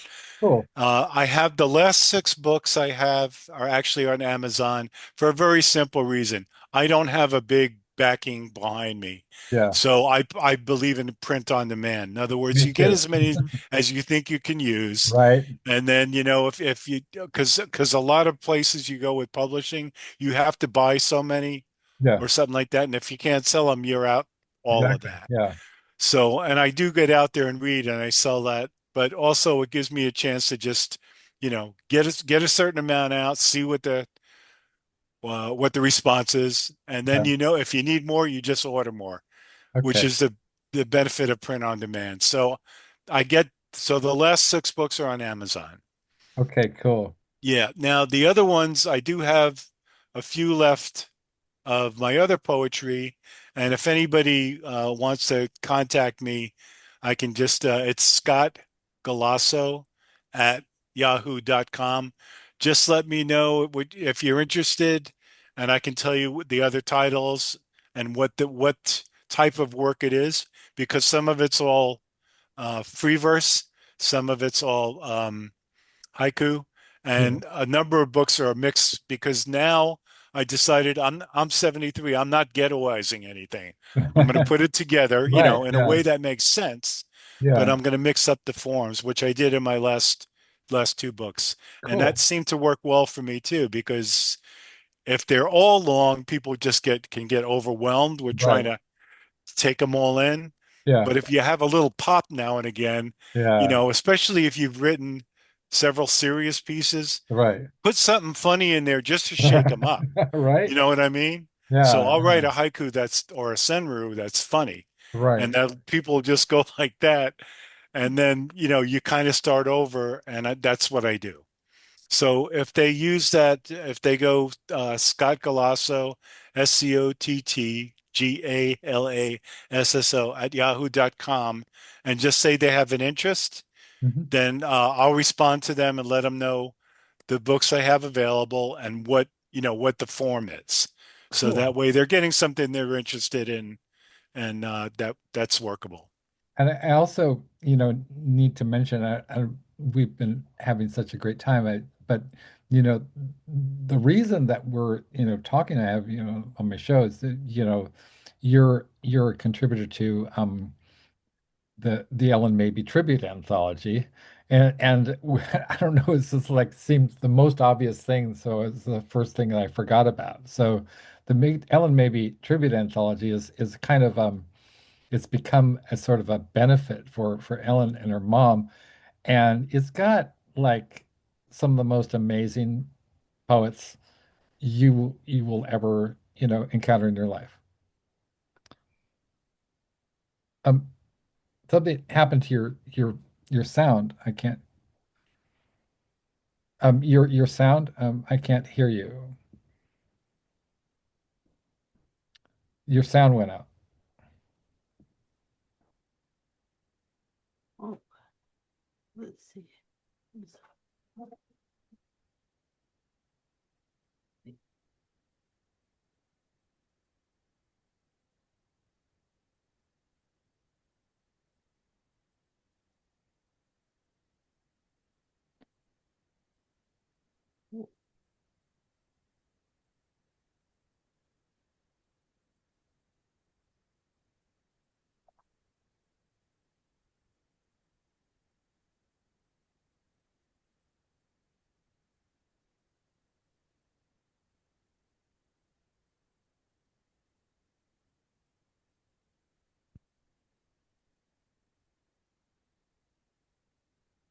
Is that working? Yeah, it Yeah, does. Oh, yeah. oh, thank God. Okay. Yeah. All right. It must have got it, I've got it on here and it must have just got accidentally turned off. Sorry about that. No worries.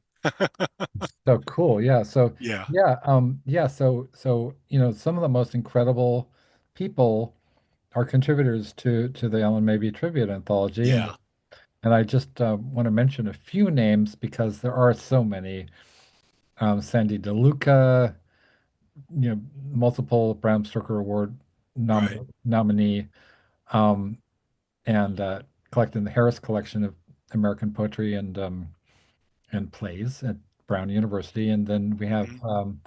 Iris Berry, longtime friend of both of ours. I mean, a mutual friend and sort of rock and roll icon.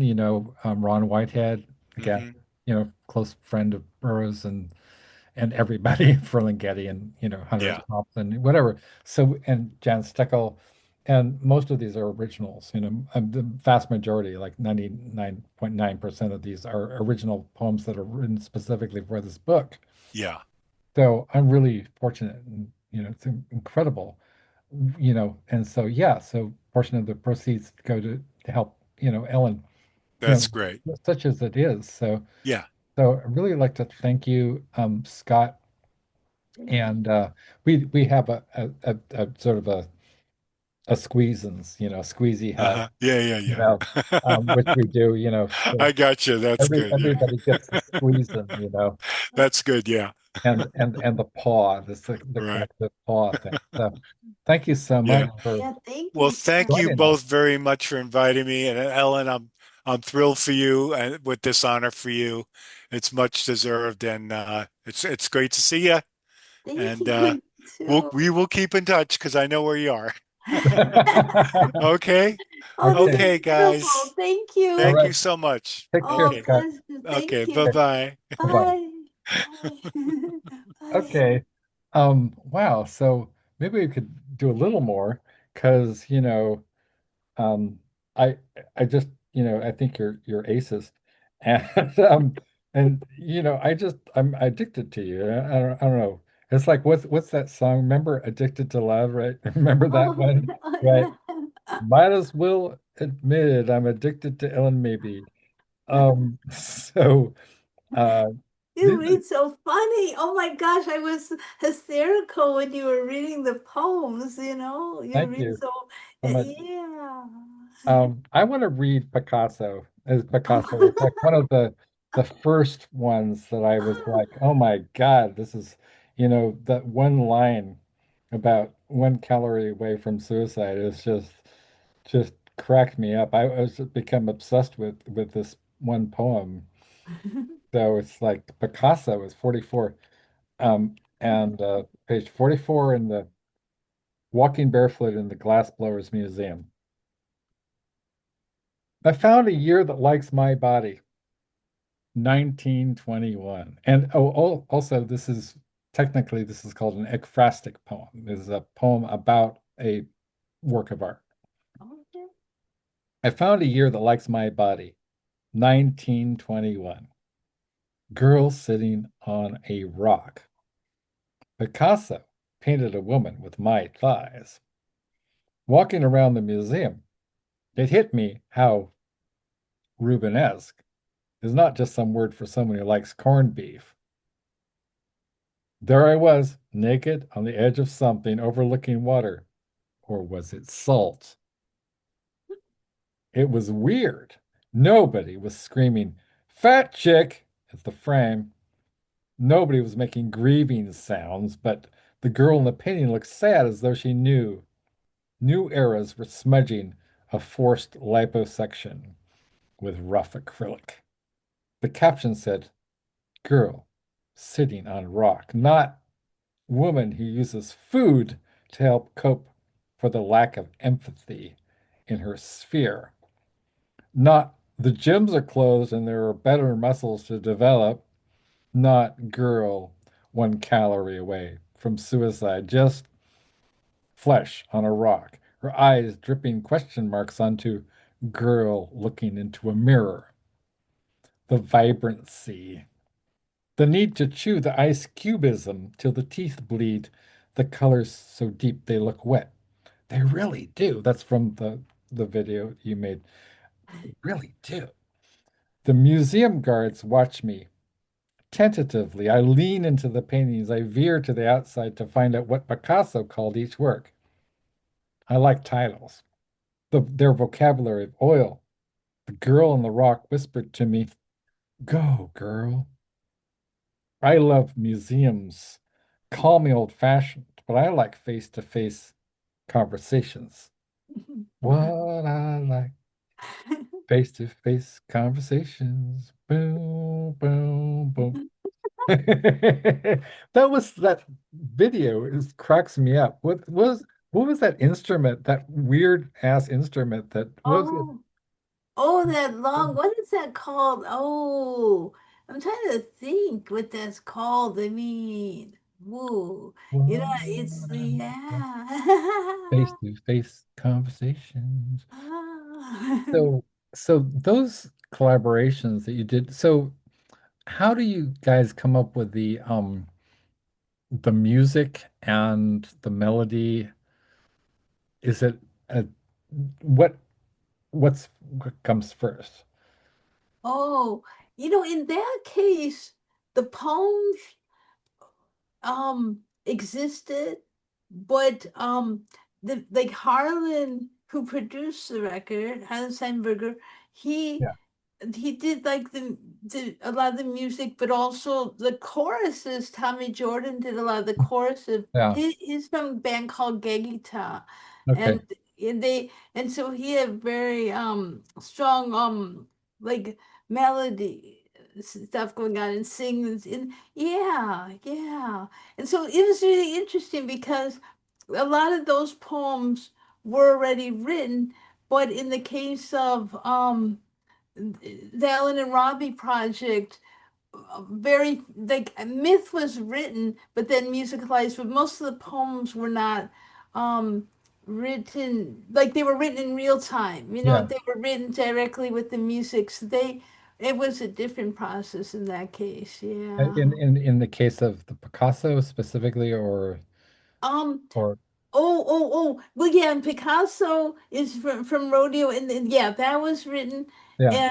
and then like certain stuff from the Alan Robbie collaboration was like written in the time frame of like when Robbie would play piano and Okay. Yeah. yeah. So they each had different ways of how they were, but yeah, I've been fortunate to get to work with some really wonderful musicians and how Yeah. they You had the yeah. Ellen maybe rodeo uh poetry rodeo, Hmm. and like who's some of the people that collaborated with you, or did Jackson Brown, did he come on like on board with that, or Oh, well, he came to some of those. He yeah, enjoyed like, seeing that. And yeah, we worked with him at like there was a TEDx conference where yeah, the band I wrote Ocean Song, yeah, Ocean you Song. know, and then there was a kind of jam with the band, so the band That's kind of so jammed badass. together. So Yeah. yeah, I mean, what was it like? Like I can barely imagine. It's Jackson Brown, right? Like what was it like jamming with Jackson Brown? Oh, that was really wonderful. I mean, he's always been really, really warm and, you Yeah, know, yeah. It's interesting because I did a show once, like that I read poetry. that Tommy from the band, there was a show for Amadou and Miriam, and I wrote a poem and we performed. And I didn't know this, but like it turned out Jackson Deanna had heard my poetry on KPFK a lot. Mhm. So Yeah.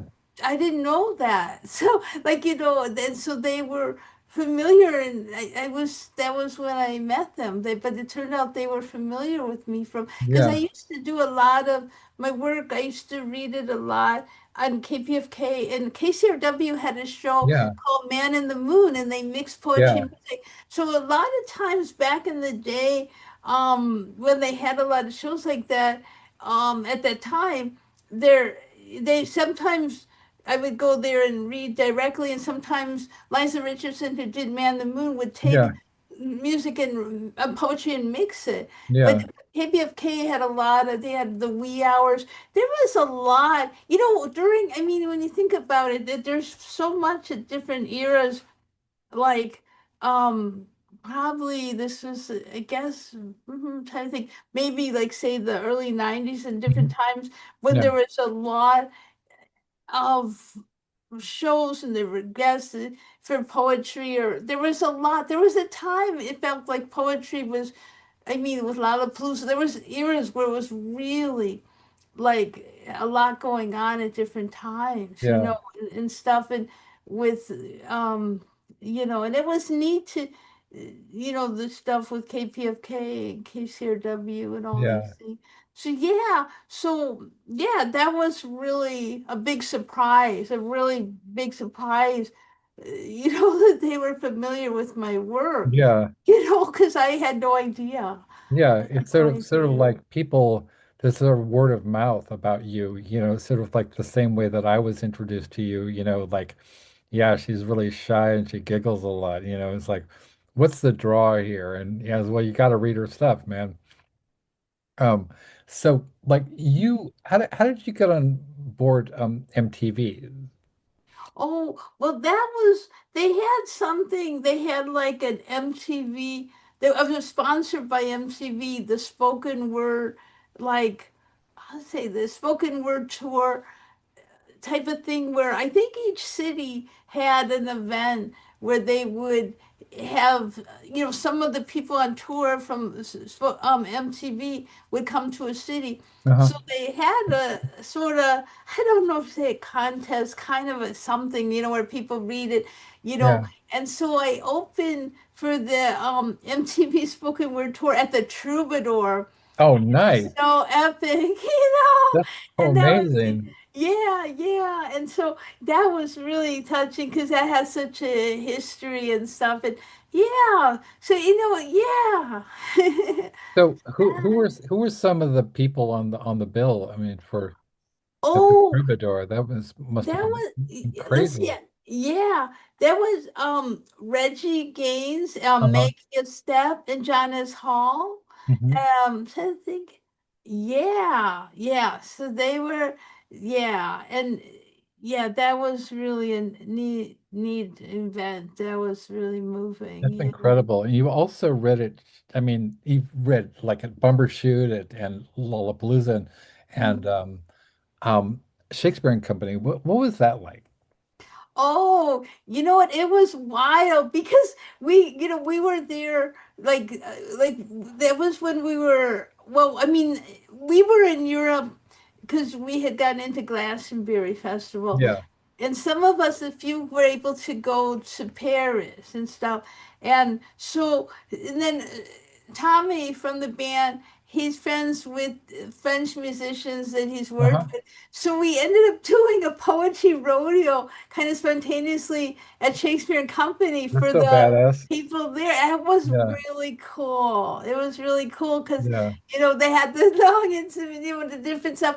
And it was fun, to do something. It's neat to be able to incorporate music if it can happen, it's Yeah. fun. So that was neat. God, I think honestly it's so weird, but I think that's the last time I've been on a plane. Can you believe? Wow. I mean, seriously, I don't think I've been.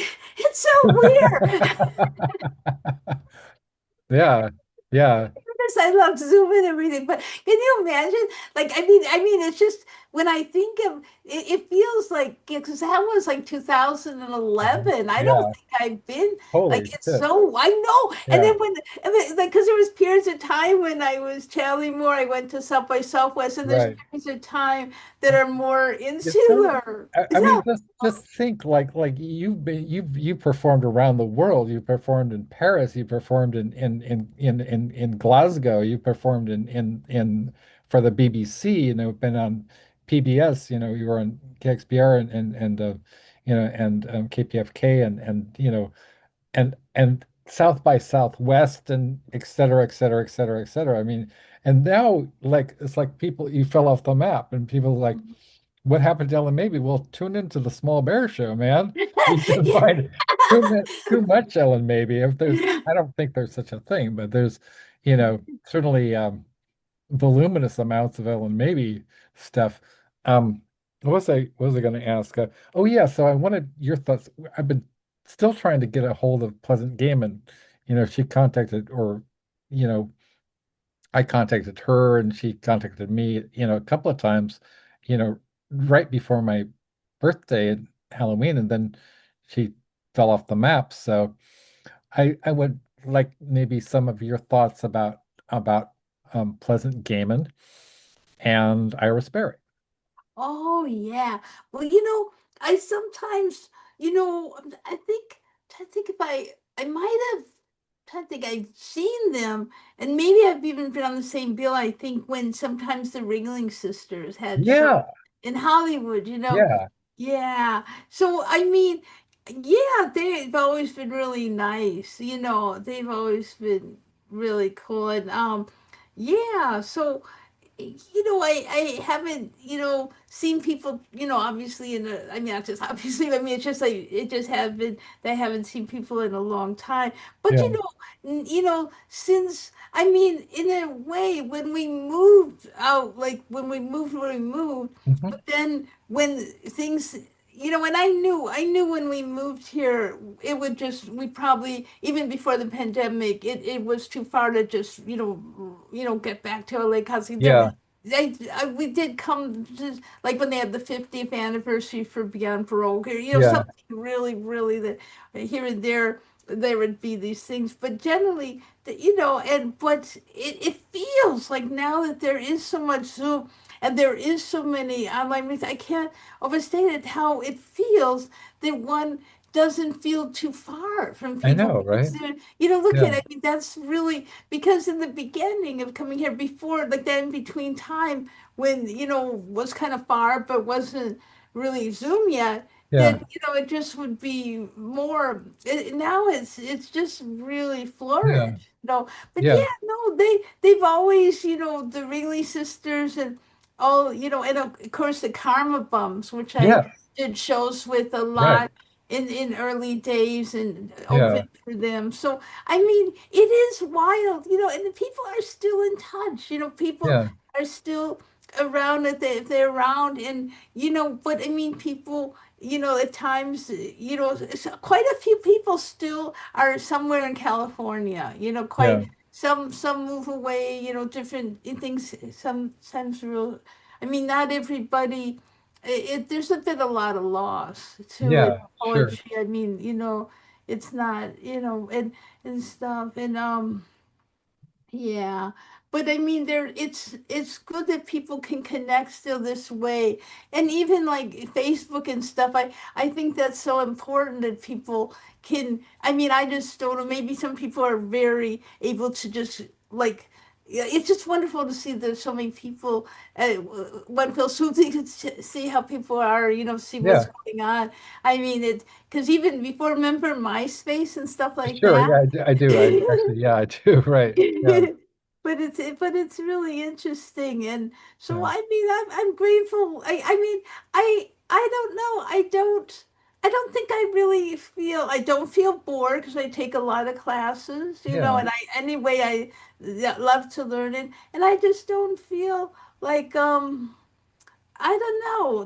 This is a different era, but right. there's a lot to do, There is and a lot to do. there's a lot to do, and I mean, I think, it's kind of really wonderful because it is not easy to, a lot of people live far from each other, or it's, Sure. and Yeah. I haven't driven for, wow, like really many years, and I Wow. can't even, Yeah. I don't even see it, I don't really see it as being possible. It just Yeah. feels overwhelming to me now. Yeah. I Well, just don't feel I mean, possible. like dyscalculia, is Mhm. does play a huge role in, kind of like, you know, obviously, what do you call it? I mean, Oh, uh, spatial or, planning spatial relations, right? yeah, yeah. It's like, Oh yeah. right? Oh You were yeah. so the first time I met you, you looked terrified. I mean, you were working at the Beyond Baroque bookstore, and I came up to you and I was like, "Hey, Ellen, I'm Alex Johnson." You looked up like you had no idea who I was. Oh And my then I was like, "Oh, Alex." And she's like, "Oh yeah. Yeah, God. but you were so like earnest about doing your job." Right? It must have been incredibly difficult, with our shared, neuro spiciness, to just like Yeah. work at a bookstore. I mean, I worked as an accounting clerk, either, Oh right? wow. At Bloom. I mean, I would I was very creative, and you knew that they didn't really, that they just suffered me because I don't know why, but they put up with me for 5 years, because I couldn't get a job. I was a temporary accounting clerk for Kaiser Permanente's headquarters, Southern California headquarters. So if you can just imagine somebody with dyscalculia is in charge of your, you know, accounts, just that's richly ironic.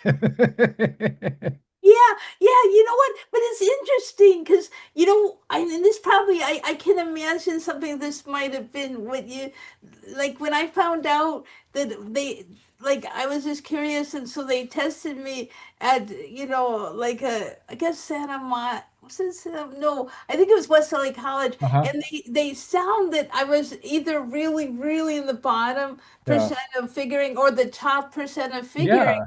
And Right. they said, because they said, I mean, this is really sweet. I think this would be, I mean, they said, because you're somehow, maybe it's that we compensate, because they said there was a lot of innate intelligence, and Yeah. maybe that's why we were able to do like what you did, or like, but I mean, it's kind of bonkers, it's It kind of is bonkers, bonkers. Yeah. this stuff. I mean, I totally relate. It's amazing we have so much in common.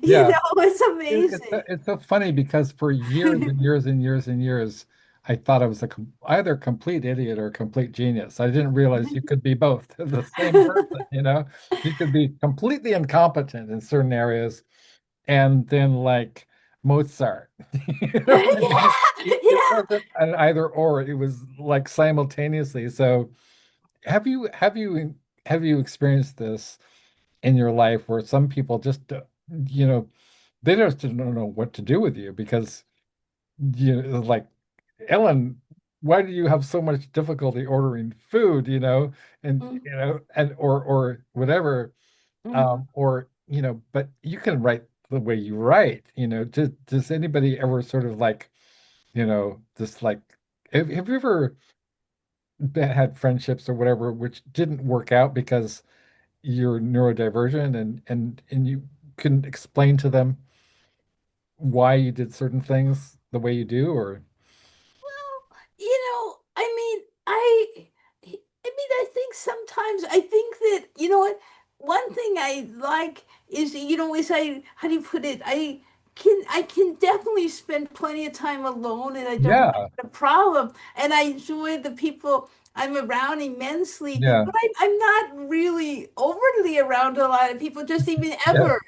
I mean, yeah, I find, like, I just, and I like, we were talking about not feeling bored or anything. It just, like, it's a lot. It's a yeah, lot, and yeah, it's a you lot. know, it's a lot. I mean, but I mean, I feel like it is pretty wild because I mean, some of the things, like, I mean, even just the internet, the fact that we have these different ability to do Yeah. this. Like so many things are to watch. I mean, so much archivally is there with music and YouTube and different things.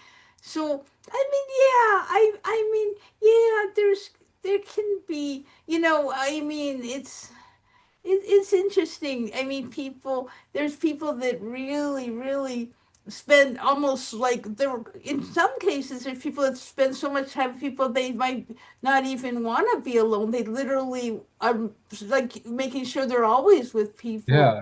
Like where it's Yeah. very, very social. And sometimes there'll be people say like, "Whoa, weren't you bored like during lockdown? It's Are like, you bored?" No, yeah. no, I'm never really bored. I mean, there's Yeah. so much to discover, but there's people but they tend to be more social oriented, and Right. Yeah. they just think. But I think artists are like a lot of, contemplative time are just, just checking Yeah. things out. I mean, I really Yeah. don't. I literally don't ever feel bored. It's No, just there's so much to neither have I discover. ever. I mean, I'm an only child, so Uh-huh. and my parents are kind of, they're not real big joiners of groups or anything like that. So we had the church, we had our own, we had the people in the church, but generally speaking, I remember most of my time I spent, by myself.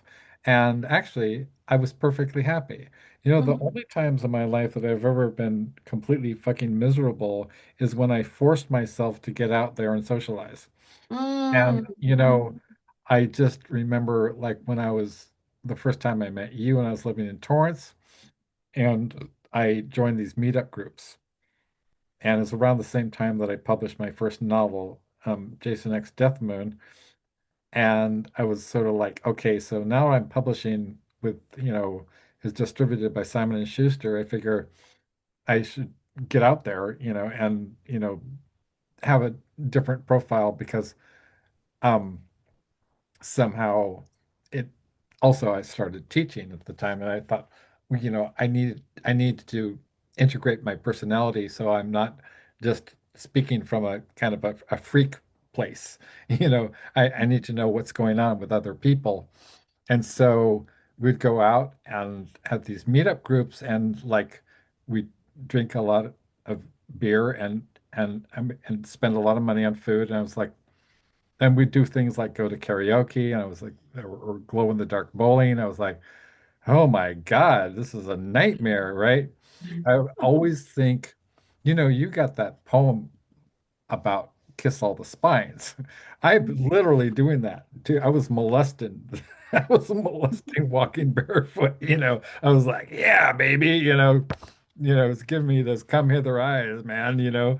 I get turned on by like I have four copies of Madame Bovary. I have the wow. original French.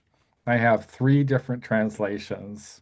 And Madame Bovary, I'm like, and you know what I mean? Like, it's torrid. I mean, passion, right? Me and Flowers, Les Fleurs du Mal got it going on, baby. This is, it's, I mean, I've always had a love affair with books, and I will hold them, like that, Mhm. right? Mhm. So, and people who get that are my tend to be my friends. Mhm. Um, so this is another interesting thing to me, and we talked about this, touched on this before, but how there's a kind of a perfect storm of it was almost like another, and we talk about the LA poetry renaissance, but it was also, you know, you came in a few years later. I mean, like not I think, 1976, 77, 1979, 1980, you had, Susie and the Banshees, Bauhaus, Joy Division, The Runaways. In LA, you had the Runaways, right? You had Death Rock, you had Christian Death, dying of cancer, 45 Grave, Terry Lee Chrome, founded, the Runaways with Joan Jett, and then they were friends with what Lemmy and Rollins and Bowie, and all those people. And so and Exene and John Doe and all that incredible. So what it so all these also with Burroughs and the Beats, there's this a lot of punk rock came out of beat poetry, people, and also, punk rock and post-punk with David J. Haskins from Bauhaus. And so I don't know if there's a question in there, but it's really sort of like, what did it feel like? I mean, because you were ground zero at this incredible era of, you know, I mean, you all sort of became iconic in your own way. What was it like? Was it heady? Was it trippy? Was it fantastic? When all these bands were out there, had X, you had, the Ringling Sisters, you had Rollins, Rollins band, and was it crazy? Yeah, I mean, it was really interesting. I mean, I'm trying to think, when I around, well, okay, in 1980 we came out from Milwaukee to Los Angeles, Yeah, and then but you know what? And then I went to New York in 84. yeah, So there was but before I was even I guess to say before. I started reading, I mean, going to poetry in 88. yeah, And around that, like there was right around that time, like Bebop Records and in 89, the Iguana Cafe. So there was a lot. But you know what? Because of the nature of how spread out LA can be and yeah, stuff, there was so much going on simultaneously. And sometimes there would, things like beyond Baroque, like people, like, because I was just talking to my mom the other day, like how because Beyond Baroque is a place, it's set up different. I mean, it's not really people would come, but if you were there all day, there could be totally different crowds throughout the yeah, day. Whereas, like, you go on a cafe, there would be, people would go and listen. The musicians would listen to poets and vice versa. And there'd be art because it's a coffee house type yeah, situation, a different environment. But yeah, there was a lot going on. There was, so many different events and getting around. And also another thing is at the time traffic was different, it was mhm, less crowded, so it yeah, was easier to get around yeah, and kind of like see stuff too at that time, at yeah, way back then and stuff. And I think now it's so hectic. yeah. So, and for example, but living in New York where, could take the bus, walk, or Right. subways and stuff, that was a whole other time. And, I haven't been there in a long time, but I think New York, is quite different because, like from like the mid 80s, it's a Yeah, whole lot different too. But yeah, yeah, a lot of places, it is really wild to think, like, for example, in musical theater, or not just musical theater, but theater in general. When yeah. I lived in New York, there Yeah. was like I saw a Tom Stoppard play The Real Thing, Oh, and nice. and it's been revived. So say Yeah. I saw Torch Song Trilogy with Oh, Harvey oh, Firestein. wow. Yeah, but Holy I mean, Toledo. so this is all this stuff, like, Yeah, this is like early type stuff or something. yeah, And, like in a way, because I moved to New York when I was 20, and yeah, that was huge. That was just sure. so important. I can't Yeah, imagine not having done that, even though I was so shy. And it yeah, took a lot to even think that was possible. But that and going to Prague were both hugely yeah, important, hugely, because a lot of the poems that were in Rodeo, generally they were from Prawn the poet. They yeah, were the poems. So I think there's these through lines to being in different places at different yeah, times. And I'm grateful that somehow I really sense that that would be very, very important to do. So it is really interesting to, yeah, it is pretty wild though to go through different time frames like that. But yeah, there was a lot, and there was so many series in Los Angeles. yeah, There was stuff going on at Largo, and um a lot of places. It was sort of in a strange way. It had become so popular that regular places were hosting poetry. I mean, it was like a whole Wow. different, it was so Yeah. wild, the Yeah. things like that. So that part was wild. And then, of course, as went on, a lot of people that were interested stayed Yeah. involved always. But it was pretty wild when you think about like and yeah, it was cool. And of course, but it's such a big state, like the stuff going up in other parts or Yeah. every other counties or Northern California, Yeah. it can be its whole world. Although, Daniel Yaron would have these things sometimes that the Sparring with Beatnik Ghost series would be, say, in Right. Santa Cruz or the Bay Yeah. or different places. So that was interesting. I think that's good. I mean, because it is so big when you think just going within California is like hundreds Yeah. and hundreds and hundreds of miles, Yeah. It's really fascinating how big this place is, isn't it? It's like, It is. yeah, Yeah. Who maybe, is it? Is it Mark Olmsted who has the Burroughs tattoo, or is that Daniel? Is it? oh, trying to think. It could be Mark Olmsted, maybe. Yeah. I'm trying to think.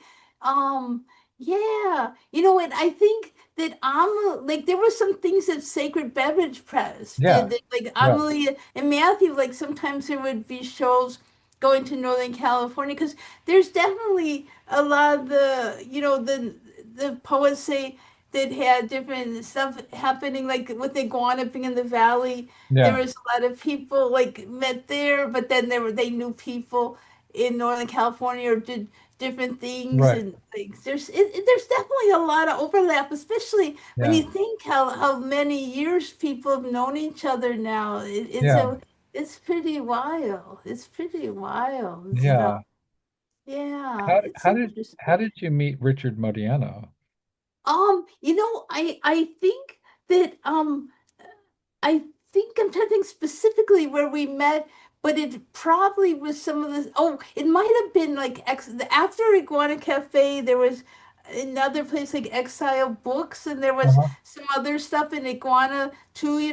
Like in that time frame. And then and it he was very involved with Beyond Baroque, Yeah. and he ended up being, so vital, such a amazing, and being like he was on the board. Times he became the executive director, a very Yeah. knowledgeable person, and I, and I know him and Amelie, and and I know I was really fortunate. They had me come back at work at Beyond Baroque. I worked there twice at Yeah. different Oh, I times. didn't know that. Yeah, I worked there and earlier on. Let's see. Yeah, I worked there at two different junctures. Yeah. Wow. So what were the years? What was the first Oh, I juncture? let me think. Let me think. The first was probably, I'm trying to think it. I feel like I'd have to see, but I think it's like around, like maybe, I think in my head it was around 97 or so Okay. to about 2000 or so, Yeah. 2001. And then later was maybe, let me think, maybe 2000, um maybe 9 or 10 Uh-huh. to about like say 2013, about or something like that, so they were very different junctures, very different eras, Yeah. yeah. Wow, I didn't even know that. So I met you during your second, Yeah, era. yeah, Yeah. yeah. When Richard Modiano, yeah, Yeah. that was really, yeah, yeah. There was a lot going on, like because that's around that time is when, um, when rodeo came out in the Right. poetry rodeos, and the earlier juncture was, I mean, that was kind of, I mean, as like Cowardice of Amnesia Yeah. came out, And before that, the coloring, Ellen may be coloring book. Yeah, So it's interesting at different times. That's been a big part of my life too, is Beyond Parole, you yeah, know. Yeah. And it's each place is, is a different era and what it's like, you know. yeah, Yeah. yeah. It has kind of and then you had the that installation or whatever it is that which is on the cover of the Ellen Maybe tribute anthology, where you're Hmm. kind of like peering through this hole Oh, that you know, oh yeah, right? yeah. No, I think yes, yes. It's funny that was they had the previous director. I mean, I don't know if there was previous before, but yeah, I guess like Fred Dewey. They had done something with the Yeah, Venice historicals. I might have it wrong. I mean, as far as the name of the yeah, maybe it's the historical society, but it may be called something more. But they did a whole thing with the Venice, um, let's see, Venice Beach Poets Monument, yeah, and they pick poems and different people from the history of Venice, yeah, and they did the whole thing of having different excerpts and poems, yeah, and they had a whole thing at that time. There was still like I when they had that, like there was like Vigo, like Scene, Wanda. I mean yeah, like John, I'm sorry, Jim Morrison and yeah, some of the let's see, a whole lot of poets, and they had an event. They had one during, like, say, I'm trying to think because it was during the band era, yeah, and they had an event, and they also had restored the fragments because just being out in the weather, yeah, it takes its toll. But what a something to like, what a beautiful thing, that what an honor to have that out there like that, that they have that, yeah, to honor the poets and everything. That is really, really beautiful. But yeah, that was really important, part of things to be, that was really, um, yeah, very cool to be around Beyond Baroque and be able to do that. yeah. Yeah. What do you think is the mission of poetry, if any? Well, I mean, I think part of it is, I mean, the arts in general and poetry makes people feel like, they can find kindreds, that there's Yeah, community out there. yeah, That's part, and having, I mean, there's literary centers here and there around the country and the yeah, world, but that's really neat, and it's interesting because that place has always had like there was a lot of poetry going on in earlier years because it was founded in 68. So there yeah. was a lot of poets like Lynn Bronstein and stuff. Oh yeah, She's very talented. She knows a lot because she knew that era of the earlier eras because she was around that area.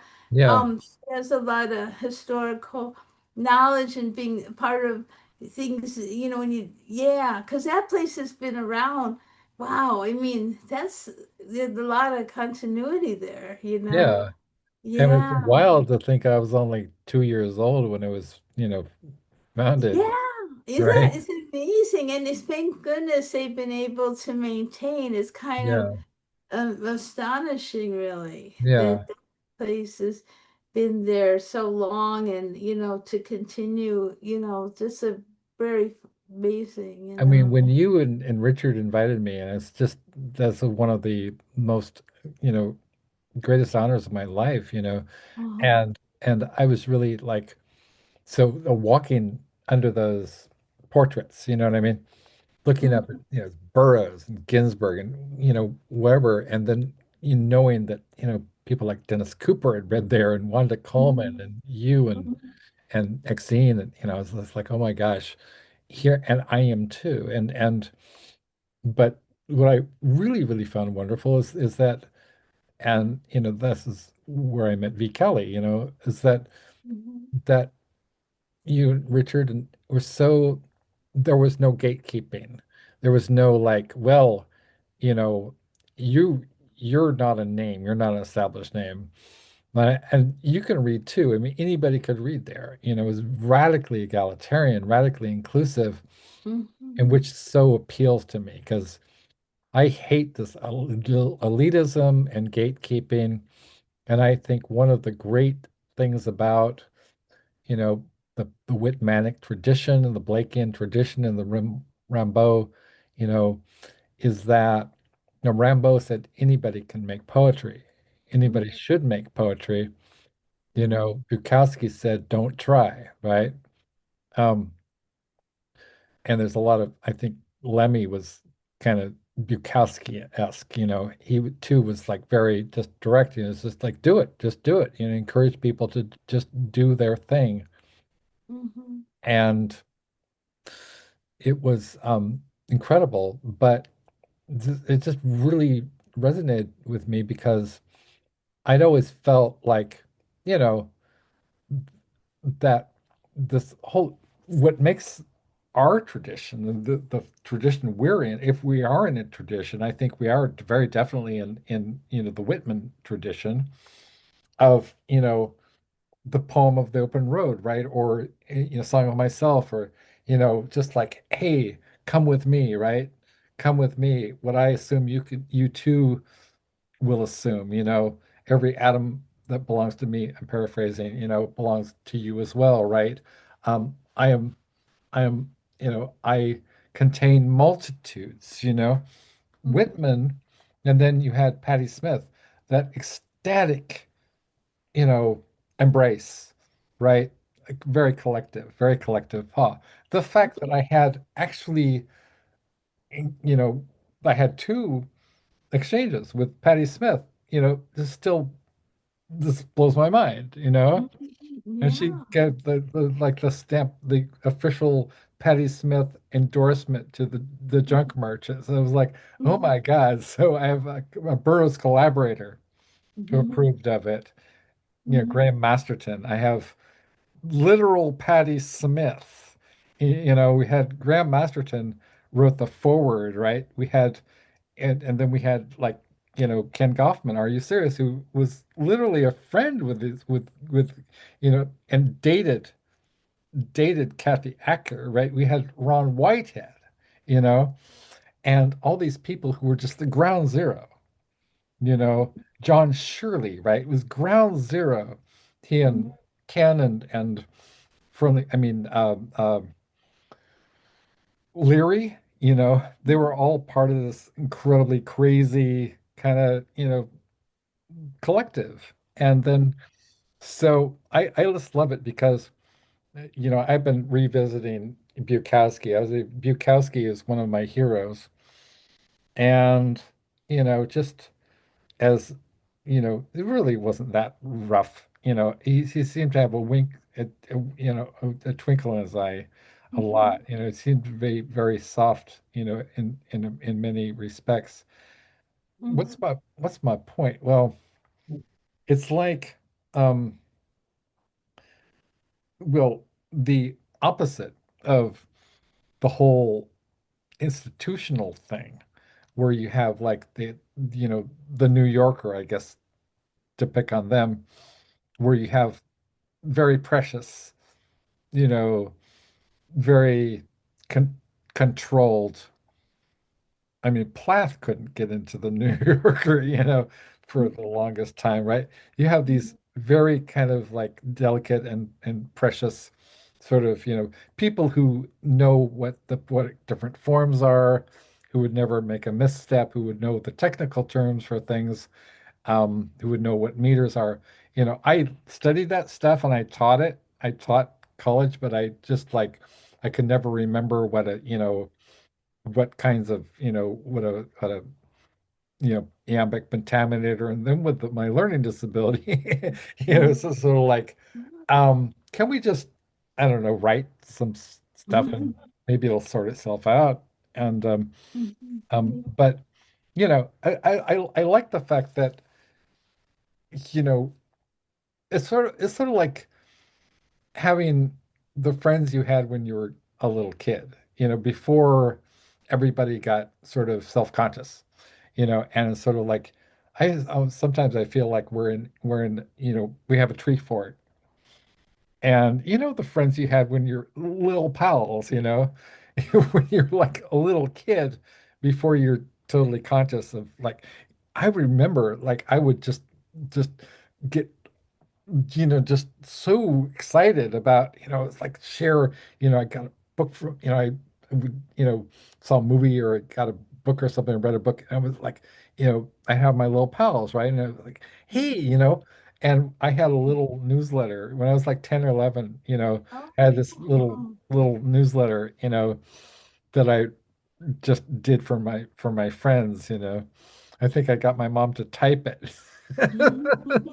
And I would write these stories because that's how I, dealt with the bullies. And it's like, well, I wrote stories, and I did artwork. And so that's just how, you know, I, I've been doing this since I can remember.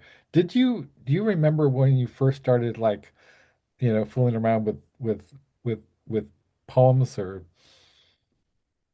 Yeah, I mean, I remember writing these stories when I was very quite young.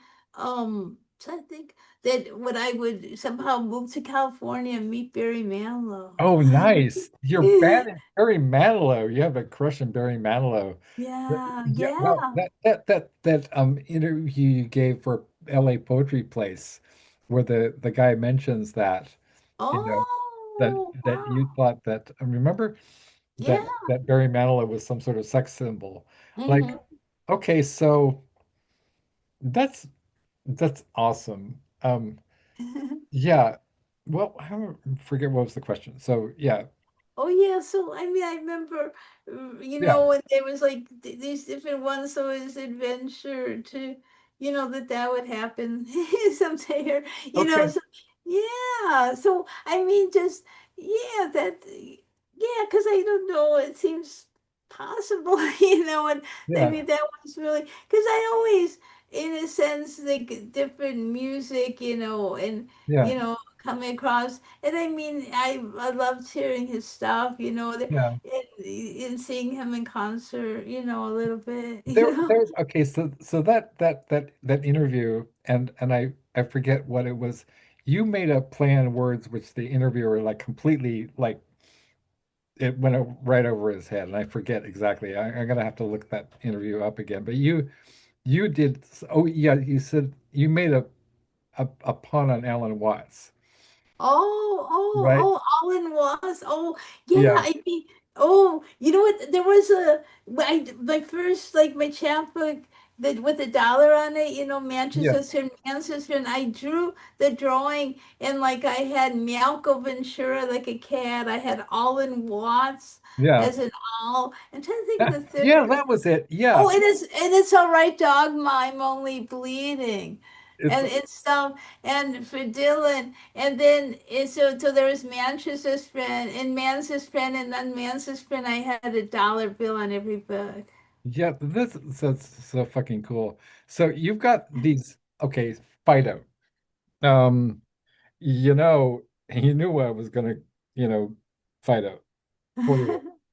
Okay, yeah, Ellen maybe his greatest hits. Well, this is what if Ball and Chain Record Store is Jumpin' Jack Flash, then Fido is like um Subterranean Homesick Blues, right? Right? Uh, Okay, Fido. Fido wrote a screenplay. Fido wrote me into the screenplay. Fido is a sensitive dog. Yes. He is a dog. He is a dog in that he has four legs and not two, a tail and bad odor mouth. I keep Fido's things organized. Fido's things are rulers, yarn, and bourbon crackers. Fido is a well-read dog. Fido reads Kafka. He reads aloud, and I type curtains to the windows. He keeps milkman hours and drinks orange juice with lemon. Newspapers written in Velcro line the tables. Fido picks and hunts at the feature articles, looking for the who, what, when, where, and how of a particular moment. Fido is a perceptive dog.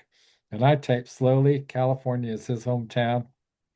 He lived here only 8 years, but he's deeply in debt and likes magic marker and water on his notepad. He uses pens and uses them till they're dry and dips them in water. Fido drives an automatic sled, compromising on his ancestors who were Eskimo bulldogs. He has that indigenous woof in him and reads a lot of Native American poetry as he faces the four winds to stay in touch. Fido has never been a popular dog, but the other dogs respect him. He wasn't always a screenplay writer. Used to lecture in front of Van Gogh's paintings on the meaning of crows in pre-1900 Amsterdam. Avoiding pretension, Fido made a lot of contacts and was asked to write a movie about Andy Warhol's left eye that starred Fido.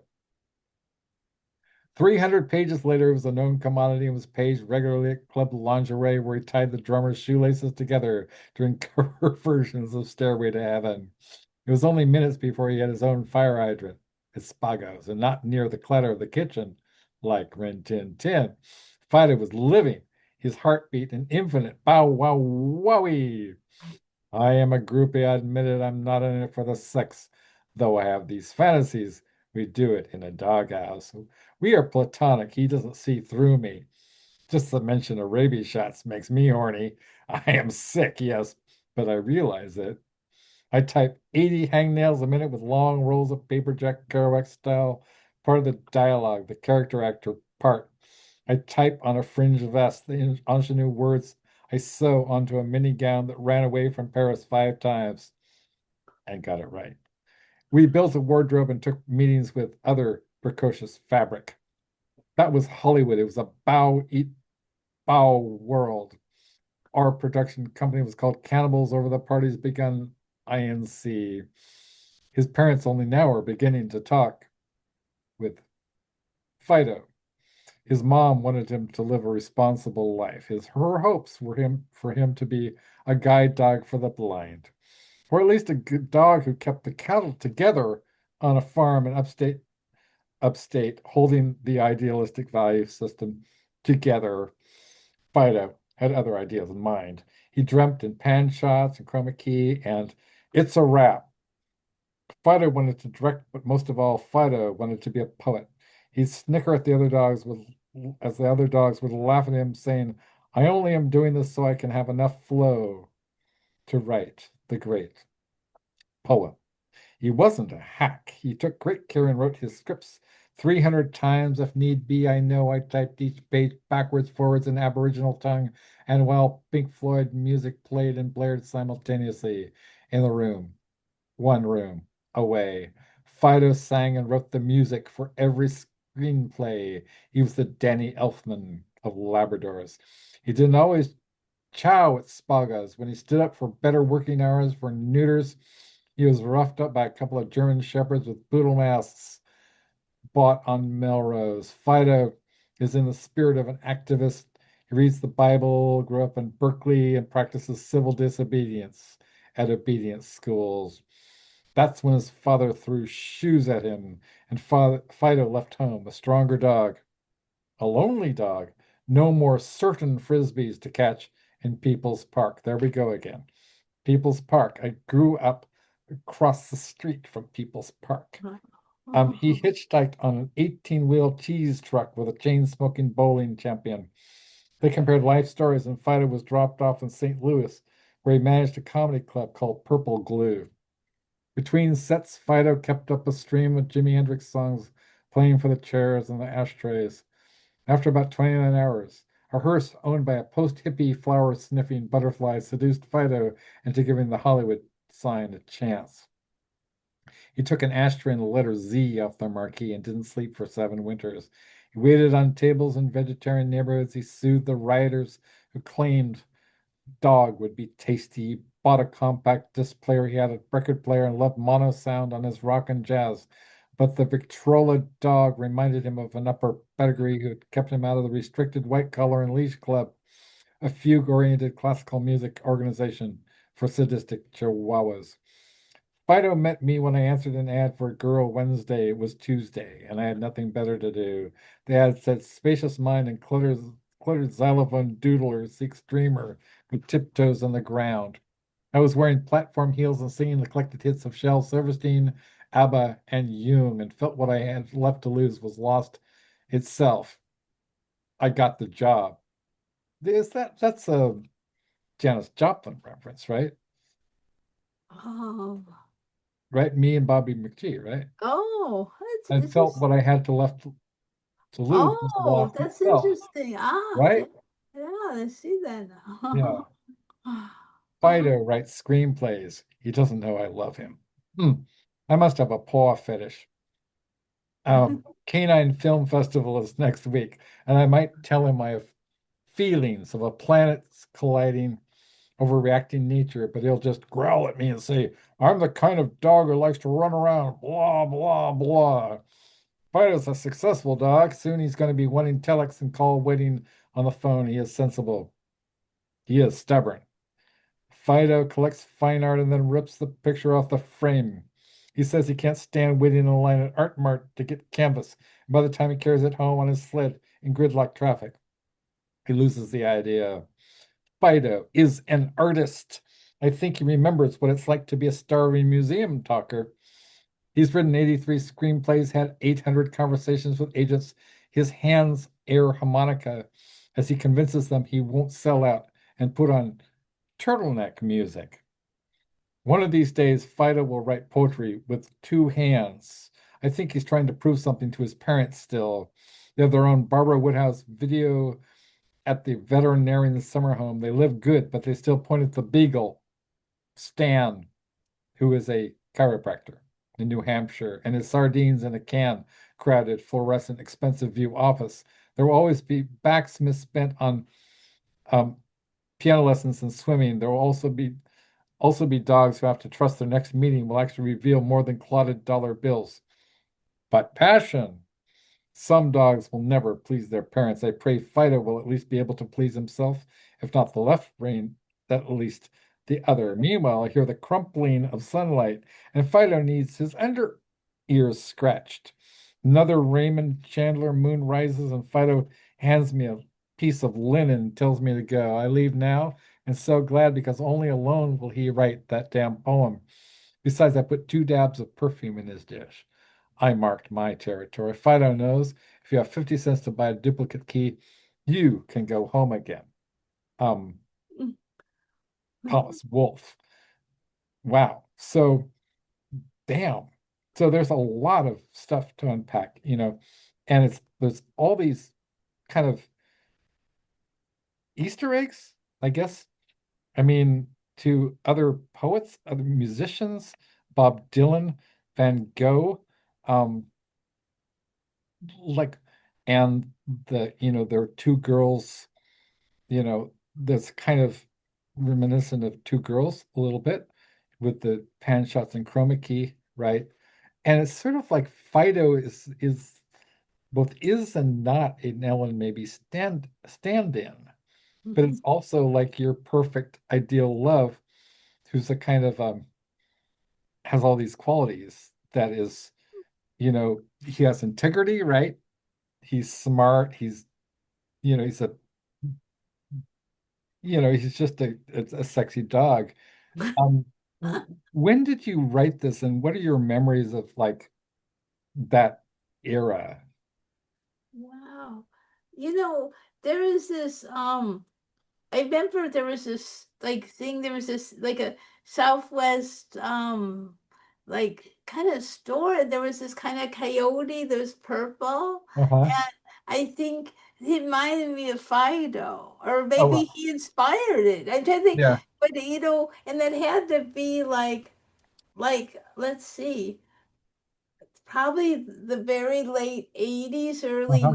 90s, because a lot of the stuff that was in cowardice was from the period probably, well, like the somewhere like the poems mainly like Yeah. it was like say 89 to like Yeah. the September of the 90s. Yeah. But yeah, and it's pretty wild to hear it, especially how you read it. This stuff is really wonderful. Thank you. Yeah, no, you're welcome. But it's really interesting. They would just these things would just be like these almost stories, like Yeah, someone once said they were like a friend like Max. I remember him saying they were kind of like poetic narratives, yeah, they are. and Max Wolf or Ronald E. Maxon, someone I knew in okay. from poetry. But Yeah, yeah, because they were just kind of just. But I can see them like.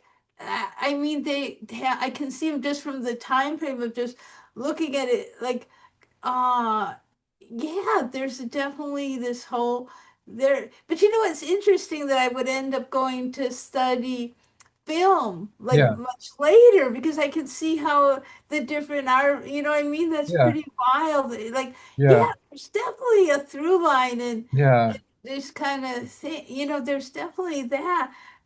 But yeah, there's a lot of, just I think I feel, I'm really grateful. I was just talking I think to my mom the other day, like maybe yesterday about it, but just yeah, I think that the mixture and what I like and enjoy is like the work sometimes that mixture of like a work having humor and yeah. serious, but none of it it's just because humor is a tricky thing because there's It some is. stuff humor or like seeing I mean just the humorous movies it's not always sometimes there's stuff like it's just it doesn't I mean you can see stuff it doesn't humorous is very like I love like say George Carlin and Yeah, me different too. stuff and there's stuff but then there's a lot of stuff that is maybe considered humor but it by I think I really love verbal humor Yeah, that me makes too. Me sense too. I love verbal wit yeah. and punning and also like I don't know if you like Steve Martin at all, but I really love Steve Martin. Hmm. I mean, Yeah, yeah. I mean, yeah, Stephen Wright too. Do you know Stephen Wright's work? exactly. Yeah, Stephen Yeah, right. Yeah. like it's his stuff like they're like these just like was he say it's a small world but I wouldn't want to paint it or just these Yeah. really just so I remember that he'd have this such laconic way of Yes. performing Yeah. it was I remember that but I was thinking like I remember watching soap like and stuff Right. like different shows like in the I guess they'd Yeah. probably be the 70s like I was pretty young and it just like those shows they were so like I don't know. I think I always really there's stuff that just had a kind of really interesting and yeah, but I think there's a lot was verbal and the different situations, and then a lot of stuff under like there's a lot of like what we considered humor and very popular as such Yeah. that I haven't seen or I just it doesn't Right. it's just not yeah, but I think that yeah I mean. It is really no, oh yeah, so we were talking, but though I feel appreciative, one of the most appreciative, and it just depends, but that there are certain things where the stuff it's writing about different things and it comes that it can be humorous and serious. Like Yeah. it doesn't none of it nullifies the other. It can have this Yeah. mixture, which I'm grateful for because it just happens. But it's because I think also just a hodgepodge of things somehow have been inspiring. But Yeah. since I didn't study poetry and I don't know even like super much about Yeah. it just happens that but I'm grateful because it's just this mixture of things throughout my life that just it's like yeah interesting Yeah. like, yeah. What I find kind of really interesting about your work is that despite the fact that you haven't like formally studied these whatever poetry or whatever and some of these I did you ever read the Kafka story Investigations of a Dog, for example? I don't think oh I don't know I don't know let's check that out that sounds really cool Yeah, it is. yeah. Because there's like this Steve Martin's like one of my favorite and he Steve Martin reminds me of Brodigan a lot. I mean, I Mm, love Brodigan because my dad mm, introduced me to like trout fishing in America, and I still have that copy of trout fishing. that kind of very deadpan, surrealist, it's and there's a line, for example, from the trout fishing where he says, I remember, like, people in tri-cornered hats trout fishing at dawn or something. It makes no fucking sense. It's like, what? What did you just, what did I just read? And then you read again. Like that, my line actually in one of those poems, that I wrote for this, session Mhm. was inspired by um like Bradigan, but also by you when in that line in Picasso about dripping um something or Oh, other. oh, question marks. Dripping question marks. I Yeah. said I Like said a look in Bradigan the mirror. dripping sunsets, right? Ah. And I kind of like see, oh, okay, that's a maybe device, and then I kind of use it. I try it out for size, And but it's really interesting because like fabulism, like using animals and animal stories to kind of make serious points, but also the fact that, like you said, I mean, these are, they're playful, they're whimsical, they're humorous, they're funny, also very acerbic, very dry, kind of observational humor, and it's like stand up in a way. And I think a lot of it, your work is kind of like, you know, a stand up routine where you play all the parts and you're doing this dialogue with yourself, right? and and there's these punchlines within punchlines. If you miss that one, you can go back. Oh, wait, I see what you did there, Ella. Maybe. Well, that's hilarious. Wow. The ice cubism, you know, Um, you can chew it, and you can, it's very visceral too. I mean, it's part of it. Like there's a line in this documentary I've been rewatching because I lost access to my long story, but my computer died and long so I lost access to having physical media, but I have all these DVDs. oh. And so I like to physically insert things in my little, so I got this little drive, a DVD drive, and now I have a little plug in so I can attach it to my laptop. Oh. And even so you can play all these extras too. And I really love Bukowski. What was my point? So, that's the same thing with Bukowski. I mean, some of his stuff is downright surreal, and Mhm. it's n not all like bragging about his, it's actually also very vulnerable, too. I mean, Mhm. I think there's far more, Bukowski that, or Ellen maybe in Bukowski than people realize. I would even, I would imagine that, one of these days I'll do a Bukowski book that will show that, that other side of him, because the book that I worked on with Renee Diedrich, and Iris and Jerry Stahl, how the was it the How Dirty Girls Get Clean? That, and Puma Pearls. Well, I think was in that one, and Roxy Conton, and there's a lot of people that I knew back when I first met you as well. Renee is literally, I asked her, you know, what was her goal, and she said she wanted to write like a man. I was like thinking, well, that's not very fun, you know. That's it, you know, and it begs the question, right? What is it? What is a man? What does a man write like? I don't know. I just think that there's kind of aspects of Bukowski that's most of Bukowski is that he's a sensitive guy, and he's vulnerable, and he's pretty much enslaved to women. He's not, he's not you know, a womanizer so much as he's, a worshiper of women. Anyway, don't know where I was going with that, but um so I think maybe I'll wrap this up. Um let's see okay, from cowardice I'll read one more. What would you like me to read? Hmm. Oh, wow. Let me think. Wow. Let me think. Um,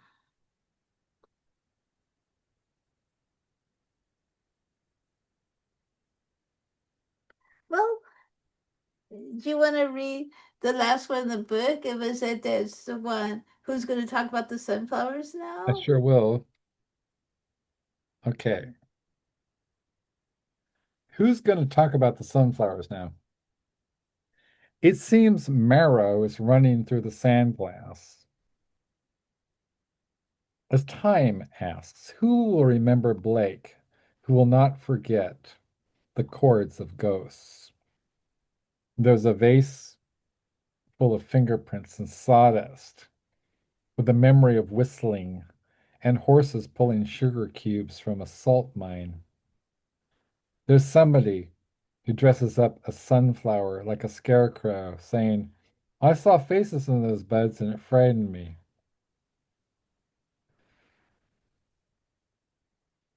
There's a merry-go-round called world, making dizzy, and what comes down must stay down predictions on the coins that sit on eyes to find light to enter this copper, this metal.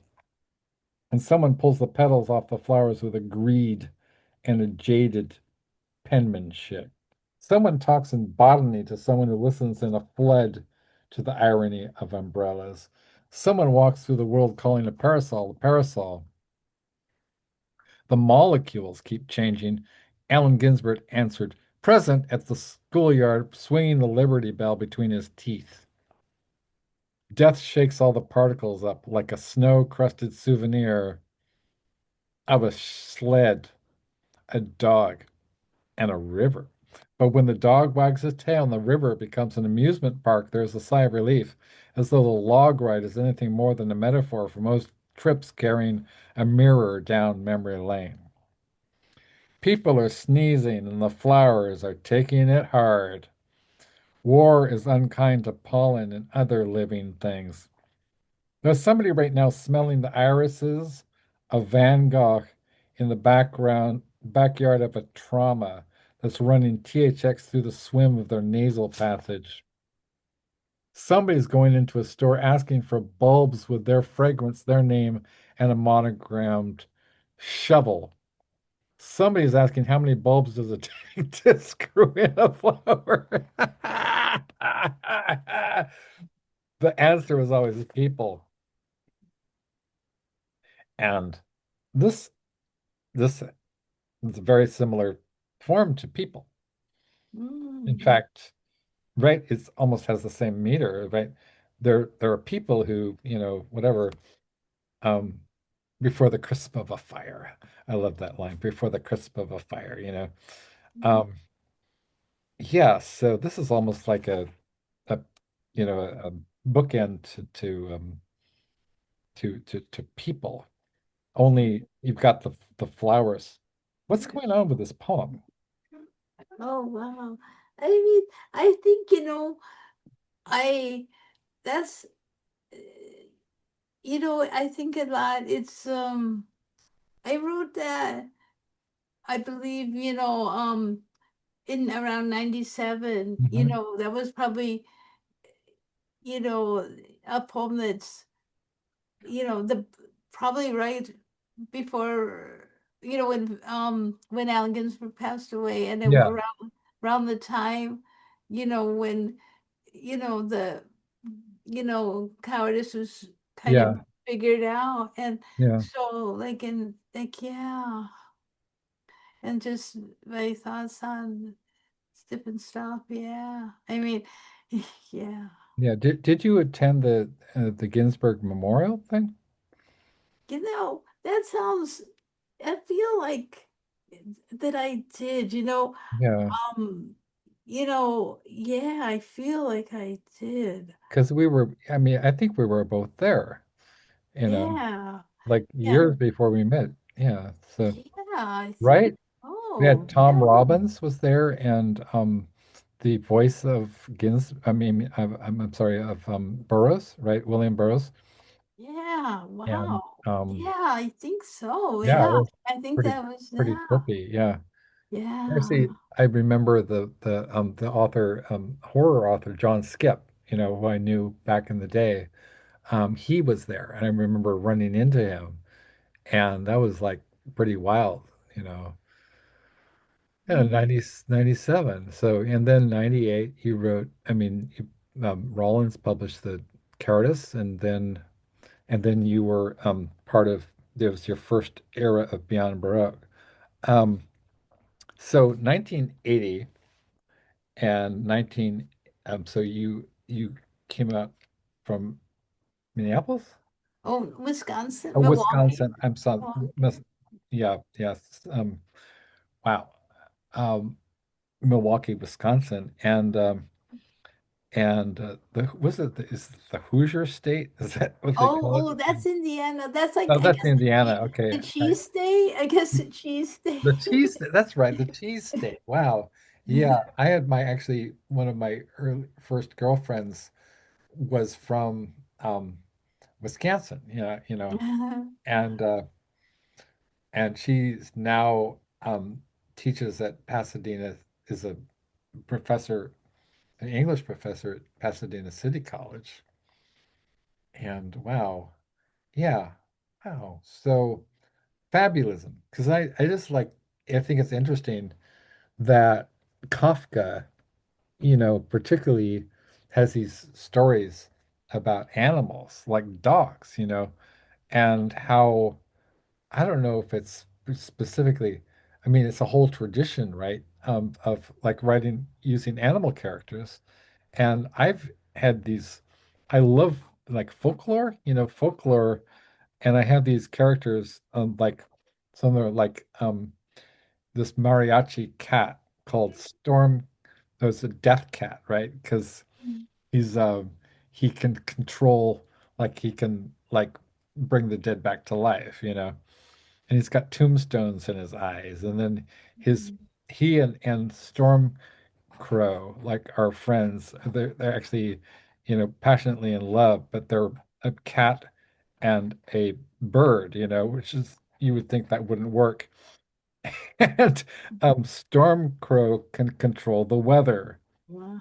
And so these characters kind of just started writing themselves, I forget. I just started out with a line, Storm Storm Crow and Death Cat are friends.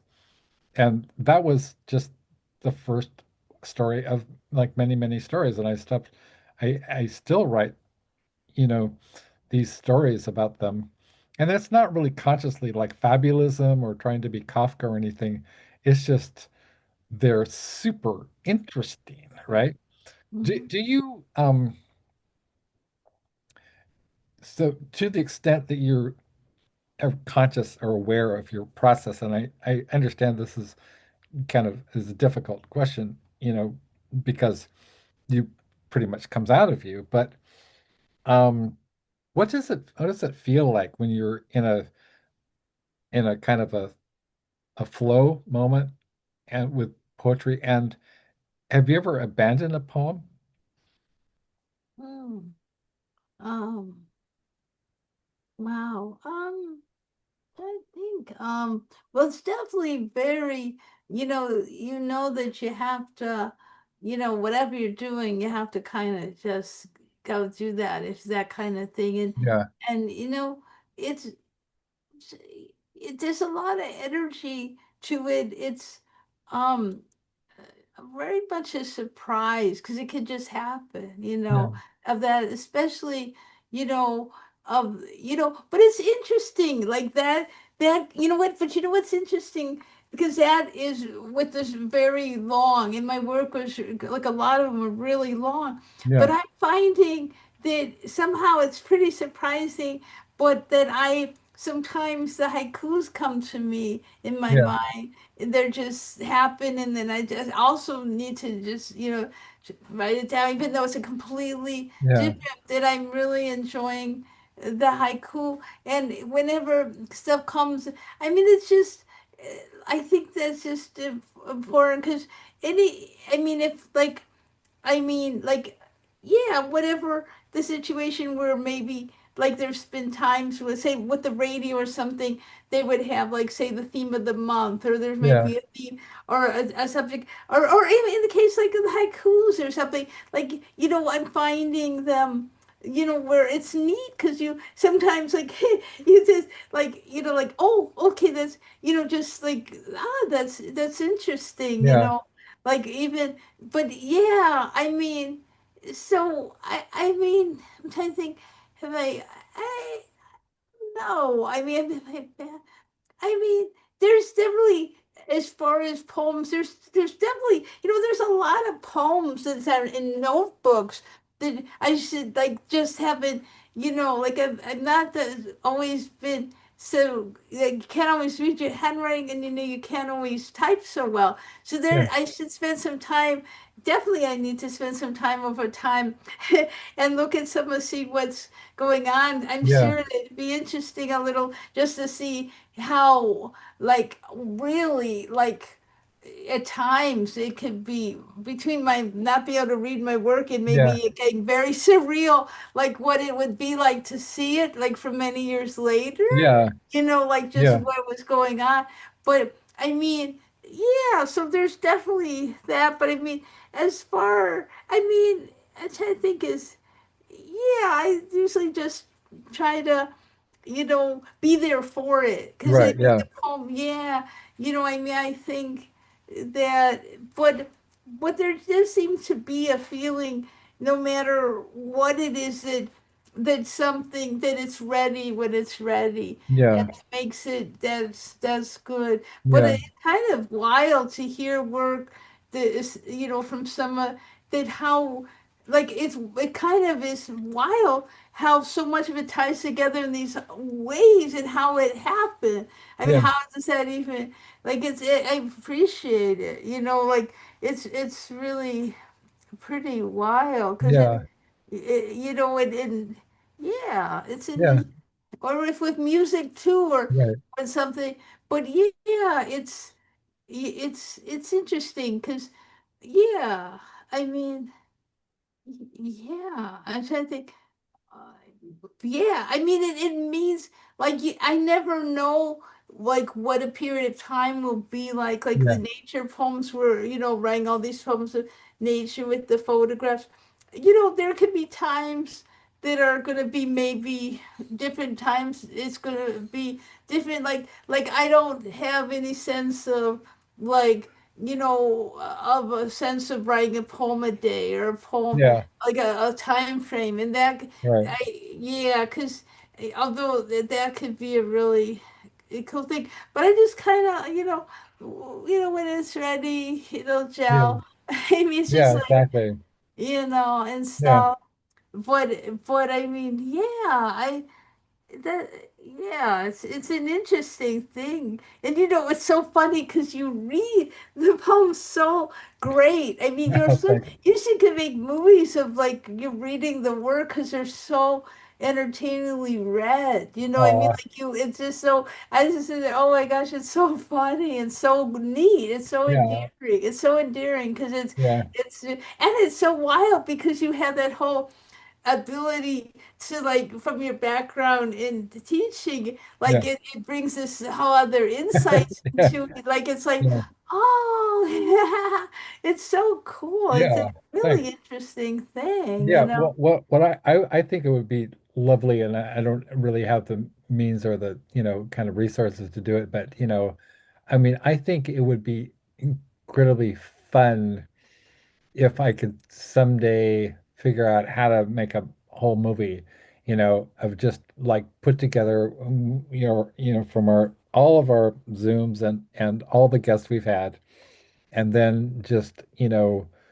edit it and splice it together and kind of you know, put things together and, kind of tighten it up, you know, the redundancy. I mean, there's some topics that we've discussed, many, many, many times, but it's great because it's kind of, this I mean, it's like old friends. We're old friends. And so, Mhm. it's never, there's certain topics that never get boring, right? It's just like, Mhm. you Mhm. remember, and there is always a point, usually pretty early on in the conversation where you're like, I love Stephen Sondheim. And I'm like, I know, right? Yeah, But yeah, but yeah, yeah. But even like the fact that so many have been archived, like the Zooms and stuff is wonderful because yeah, like, and then there's like a whole, like it's almost like, you know, like I don't know, a playlist of stuff, like there's these different things, and it's a neat advantage of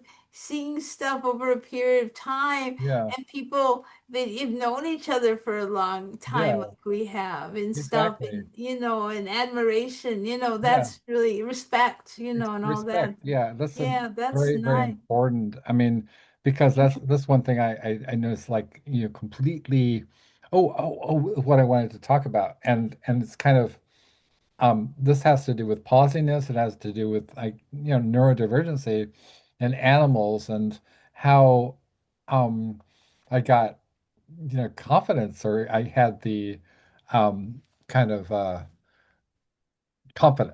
confidence to become an editor and do, ultimately, although I did, some magazines back in the 90s, like Juggernaut, and that was pretty fun too. And I did a lot of music journalism, and I, spent a lot of time, in Hollywood, like the Rainbow and all that stuff.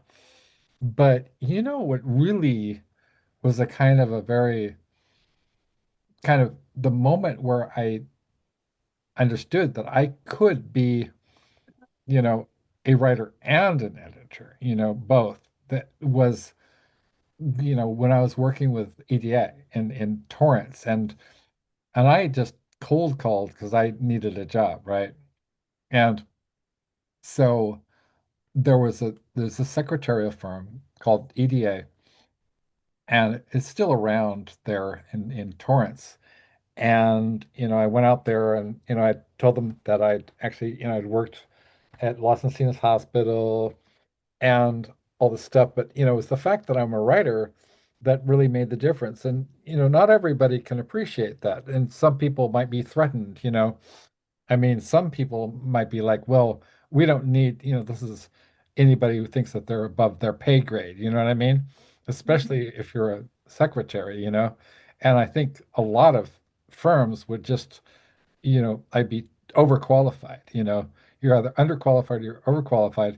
And it's funny because when I went in there, they were using word perfect, uh, which is completely counterintuitive. So you had to put in the codes without being able to see what the page looked like, So we were typing in dictation for letters from, from doctors and psychologists and whoever, came in with their clientele. And I remember the owner, Marjorie Judge, saying, just as astonished that I, was such an incredibly fast typist and was really smart and all this other stuff. And I completely fucked up the formatting for this letter. And she said, why did you do that? And it's like, I have dyslexia. I didn't know what dyscalculia was. I said, I have dyslexia. And so I can do some things really well and some things don't even put me in front of a typewriter, like, unless it's a computer, because I'm just gonna fuck it up, and so anyway, the first time that um I got a call, I did a transcription for Tom Sullivan. I was aware of who he was. In fact, I was growing up, I was a huge Tom Sullivan fan. I remember I got his book. I still have a copy of it somewhere, Adventures in Darkness, and he talked about his romance with his wife Patty, who is still married to, I think. I don't know whether or not. And and how I mean his life is incredible, incredible success story, from being determined, from being blind, right? That's a incredibly, incredibly difficult, But if you're, I guess if you're blind since birth, you don't know in a certain sense what you're missing, right? And so, he knew from Marjorie that I was a writer, and he said, "Okay, look, Alex, I got this book, the book that I was working on. I mean, I was transcribing. Actually, there was a couple of books. One of them was called Singing Lessons, right? And the other one was The Leading Lady Diana's Story, which he wrote with Betty White. And so, he and Betty White had some most amazing kind of pausey, intuitive, hyper, like and if you watch some of the interviews that he did with Betty, you can see the way they look at each other, right? It's like it's beyond any, you'll never see married couples look at each other like that, right? Because there's something much deeper than romance or whatever. They're they're in a relationship with animals, and they're talking about animals. They're friends, animals, with complete respect, for their guide dogs. The scene, which is, right? The scene I dogs to basically, are, one of my friends said, that like animals are just, you know, cool, cool little people. Mhm. You know what I mean? The cool little people. I'm like, yeah, animals are cool little people. And I so many of my best friends are pausey. And and then so Tom said, well, also I remembered, I mean, like growing up, seeing him on TV and right and Betty White and I was watching this movie Airport 77, which he did with, like Jimmy Stewart and all these, I mean, he's a rock star. I mean, he's up there on the screen. I was like, I recently rewatched Airport 77, and I was like, he's in the main credits, in the main credit sequence. It's like Christopher Lee and James Stewart and Tom Sullivan, right? And it's like, holy Toledo. And then so he said, I want you to edit this book. And so I said, yeah, okay. You know, I didn't have any, you know what I mean? Like I'm sure like it's like when you move to New York, right? And sort of like y- you're interesting because you got this kind of complex persona and and you're very shy, but you have an incredible poise and confidence, which is belies the kind of persona, you know what I mean? Like your poetry is so confident and so Mhm. much of it, right, is so present, and your performances are so I mean, Jackson Brown, Rollins, like everybody says the same thing, right? Mesmerizing, right? What is it? Um, is a irresistible force. So that is something that is not you're born with. It's not learned. I mean, um, and neither of us could, say, you know, say what a trochee is, or a, or whatever, you know, I don't know, an eam. I sort of forced myself to memorize these things that I quickly forgot about them. So yeah, I probably should wrap this up. So because you'll probably, need to eat some food. And but I love you so much. And I It's so, really, this was so fun. and So this is nice. great because, you know, in the middle of these really, really traumatic times, that we're all kind of facing this a rogue regime, Mhm. and our friends and neighbors, I feel, like even if I don't know these people, I feel those are my friends and my family and neighbors, who are being persecuted. And it just shows, I think, in every era of history, right? There were pockets of resistance, and there were like the Weimar era in Germany, where you had like people, um, the cabarets, right? We had this kind of like with Christopher Isherwood and all that kind of stuff, that was um defiant, defiant. And during the worst periods of oppression, right? I mean, I love listening to the old, cabaret stuff, the old, I mean, it's just fascinating to me. And that, German expressionism and, kind of that whole era, because it shows during the worst, I mean, we're pretty insulated in the United States. We haven't experienced the same things as in Europe, but we're starting to get the point. I hope. Do you think that this death is going to be a flashpoint, or is it just going to be another, well, what are you going to do? Mm, wow. Wow, that is really, I think there is going to be, uh, there is a certain flashpoint in there, and it's still unsure. There, Yeah, I think it is, there is definitely that.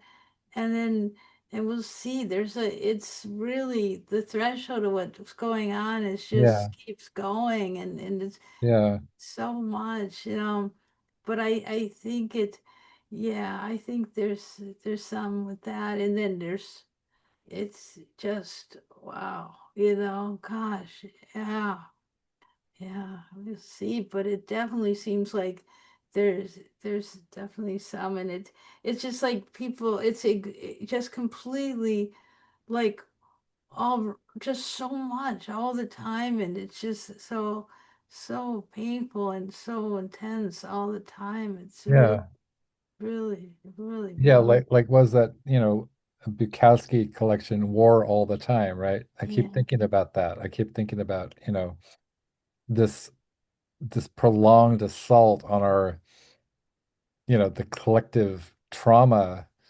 Mm. And I just think that in every era, there's always been pockets of resistance, and you can choose which signal you want to receive, right? I think now we have the capacity to unplug or plug in, and we can say, okay, I want to listen to a concert, I want to listen to whatever it is, whatever you like, whatever you like, jazz, blues, rock and roll, heavy metal, whatever, or folk music. And now, even though a lot of these things are kind of oppressive, like AI, we still have incredible opportunities that we never had in our during our adult lifetimes Mhm. that I'm extremely grateful for. And I love like checking out old movies that I can get for free, or the Internet Archive, or there's so much stuff, Yeah. right? And Yeah, totally. Yeah, that's no, that's true. There's so much there, and that's important because it's hugely important that people have some definite time with that. I mean, or I don't know. I mean, people that are totally ensconced all the time without it's overwhelming, overwhelming. It's yeah, huge. And it's very, yeah, it's very necessary, I think, to have that balance a little, to really, because I mean, that's so, yeah, that's really, really important and stuff.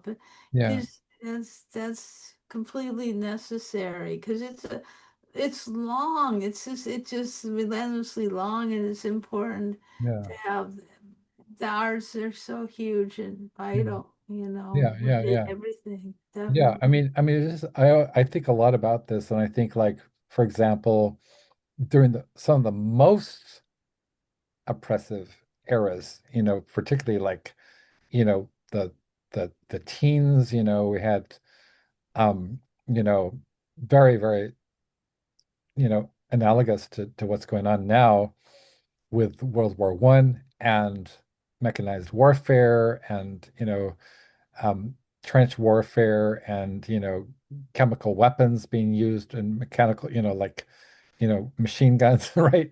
And the capacity to kind of mow people down, mass murder as a kind of like almost an assembly line. Mm. And at the same time, you had like you had Ulysses, you had the wasteland, you had Guernica. I mean, it was Guernica, it was like in the Spanish Civil War, but you had Dada, right? And surrealism and Chagall and Picasso and Braque and all these new forms that were experimental, Marcel Duchamp and it just goes on and on and on. Virginia Woolf, right? And th I mean, it's always a choice. I always wondered what would I'd do when the fascists took over, and now I'm confident I know the answer. Well, I would be broadcasting a positive pawsy signal. I would be saying, yes, well, there's sometimes your only freedom is how you respond to absolute certain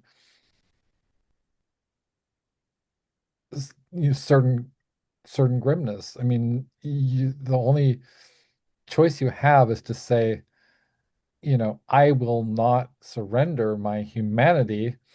I will, you know, I will try to be more. Try to be more human, Mhm. more, not against, because you can't fight the machine, you know, to be more of what you already are, and to find kindreds. And so I'm planning out. I'm thinking, okay, so we have the chat book with you and Belinda. So I'm gonna try to get that out pretty soon. Um, I might just wrap it up because I have a tendency to like, you know, think, oh, every anthology I do kind of raises the bar, right? So with the revenge tribute, I mean, and they get bigger and bigger and bigger, right? And so I was thinking like maybe I'll just force myself to stop and say we already have the poems, that we wrote for the Belinda and you and I wrote for the that book. So all I have to do is write the forward basically. And I've already like we they're not really interviews. They're kind of like marathon jam sessions. And but I have so I don't have to worry.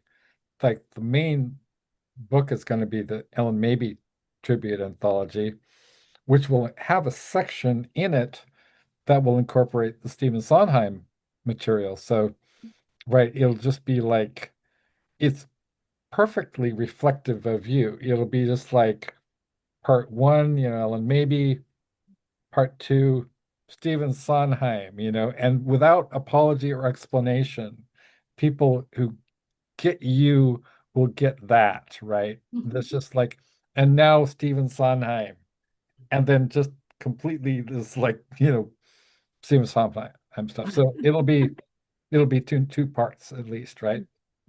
There's one part is a biography. So I'm piecing everything together. Eventually, I'll have to sit down and just transcribe it all. Then, oh, I wanted to ask, so do you have any like stuff like I know you've got I look for things online, but I don't know. I never asked you. So, for instance, like okay, you've got the photo with Greil Marcus and you've got the photo with Jackson Brown. Do you have any stuff that like nobody's ever seen, or private photographs or stuff that I could use? Because I think it would be awesomely fucking cool to do like a collage, on the back or something, or of all these photos, or that like with you with various people, with Beyond Broke, or with with Ellen Maybe Band, or the Karma Bums, or I really like the photos in that in the Karma Bums book. But yeah, Oh, yeah, you yeah. have anything like that, or Oh, wow. I'm trying to think if there's like what I would have of some of that. I mean, I have, um, yeah, because some of that, when they had some photography, that would be interesting because that was from way back then, and different people yeah, had like were filming stuff and yeah, the technology. Um, no, I mean there's some stuff here and there like from I mean there's that picture that do you know that one picture? I'm trying to think if that it's like when I was playing the piano when I was about three. There's a I think I might have put it on Facebook once or it's I could always take a picture of the picture or oh something. yeah, sure, yeah, But I'm trying to think, but some of that is really neat to some. I mean, those pictures from way back when, yeah, from the Karma Bump book was yeah. so wild and I thought that was hilarious. So yeah, your t-shirt was like, don't kidnap me, my parents won't pay, or something. yeah. Oh my Yeah, gosh, yeah, yeah. I mean, like, yeah, because that I guess that would have been like 89 like so yeah. 89, 64, 84. So I was about 25 to some of Wow. that. And then there's I had some disposable cameras. Yeah. Some still have to be developed, and some I don't know if they'll even develop because there That's was no hilarious. yeah, because there wasn't the same like now a person could take a picture on a phone, but Right. before we didn't really have cell phones. I mean, not cell phones, smartphones till like our something was going on that we couldn't continue. There was something like that. Yeah. The technology we had wasn't going to continue, so we had to get. So I guess sometime we had to get a phone. It got mailed. I mean, we did. This is during the pandemic, and Yeah. just learning how to use it. But I'm glad because there is that. It's neat. There's a lot of archiving, but so in a way, I'm trying to think if wow, like what kind of, if there's some like pictures that might just be around from like, yeah, I mean, there was a nice picture that was when Richard Modiano took a picture Mhm. like at Beyond Baroque Yeah. some years back, and I know that Yeah. was nice. So there's a few things possibly on the Facebook of Mhm. just photos there, and but yeah, I'm trying to think, but yeah, I'll see if I can Okay. see, but yeah, isn't that wild? There's so much that's out there and in different in bits and stars that it's around. But it was pretty Exactly. wild. The piano one when I was really young, they That's playing the wild. piano. Yeah. Yeah, I'll see if I could even just see if that I could like yeah, that's pretty wild. Yeah, Because for that's sure. really And young. that amazing photo of you and on Rodeo, right? Oh yeah, yes, that's wild. Yeah. But yeah, I'll see what might be possible. Yeah, I can see what might emerge, Okay. and Okay. stuff. Yeah. Yes, I tend to be like a completist. So and then Mm. I'll actually, this is one of the reasons why the anthologies are so enormous, and it takes so long to compile them, because I'll once I've established a certain standard for myself, you know, I didn't realize that I had all these people who were eager to work with me. I didn't had no idea I had so many actual friends, And some of these people I've known for decades. I didn't realize that they still had good feelings about me, you know. And so anyway, as I thought, wow, it was like with Iris, I think I even talked to Razor, on the phone, and like I've forgotten a lot of stuff I've actually forgotten. But so yeah. Um, we can keep, sort of collaborating on this, and so it's a kind of a baggy monster. I mean, what would be really awesome is if kind of I could figure out how to put this all on a was it Emily's friend Bob um I'm talking about Bob Or is it Billy Bow? Billy? not Thornton, but this Bob Rich or something Oh, like that. Bob Rich. Yeah, Oh, Bob Rich, yeah. Yeah. oh, uh-huh. He was It- kind of suggesting that, something about like a kind of a CD drive or a CD-ROM kind of, multimedia thing. oh, Yeah. Um, oh, I also speaking of Billy Bob, I kind of figured out how I could get all these voices into the anthologies, like the Lemmy, book, so because they're all, I mean, Lemmy had so many people whom he inspired, and my goodness, I mean, and there's transcripts, there's articles, there's interviews, it goes on and on and on. So it's really incredible how many people, he worked with Jimi Hendrix. I mean, he was a roadie for wow. Jimmy, and he knew the Beatles. Wow. And right, so there's all this. I think it's super cool. I mean, I think Iris dated him actually. There's all this kind of like LA stuff, with Iris and Lemmy and all these people who kind of have this real heart, real soul and real. I mean, Lemmy was just amazing man. I mean, he's truly, and I watched this movie, the Lemmy movie. It gives me so much pleasure and so much joy. And I was like, yeah, that's the guy. He was completely himself, right? There was no pretense. And he was so loving and kind, and it was like, you know, I went out because I was working for this Canadian magazine called Brave Words and Bloody Knuckles, and they sent me out to this the was a Bellage Hotel or something like that, where they were doing a press tour, and they had like the guy from Stray Cats, Oh.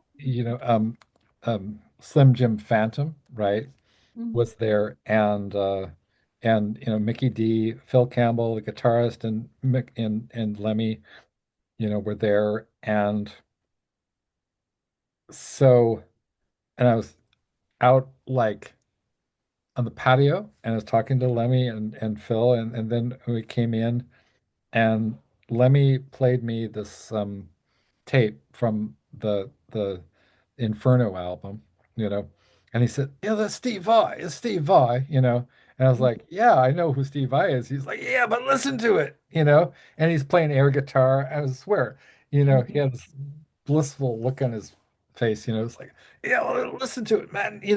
This Steve Vai. It's like he was a real fan, right?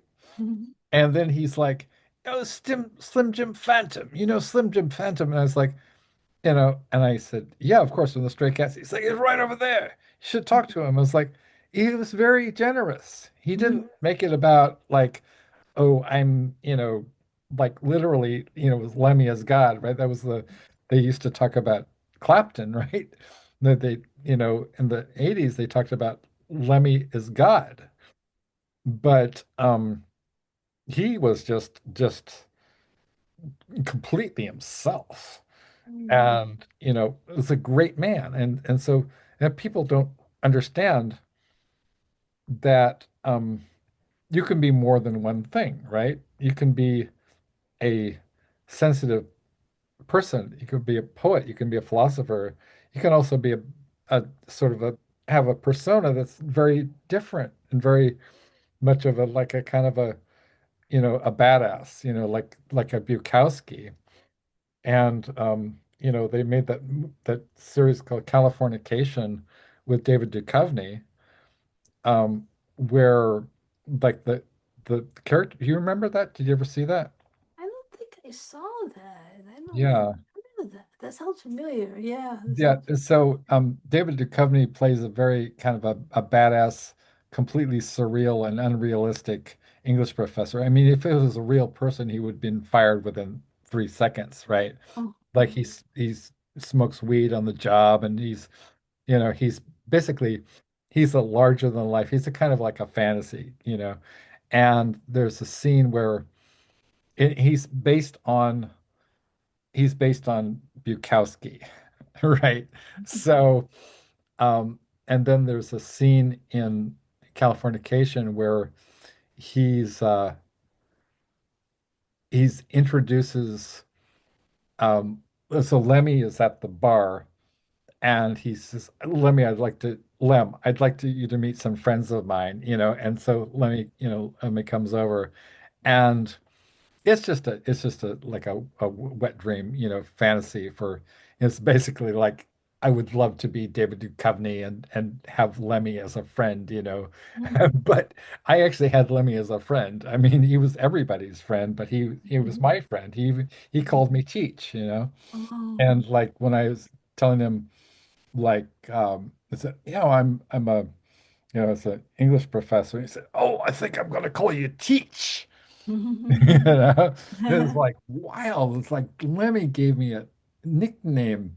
Who has a nickname from Lemmy? Nobody, Oh, that's right?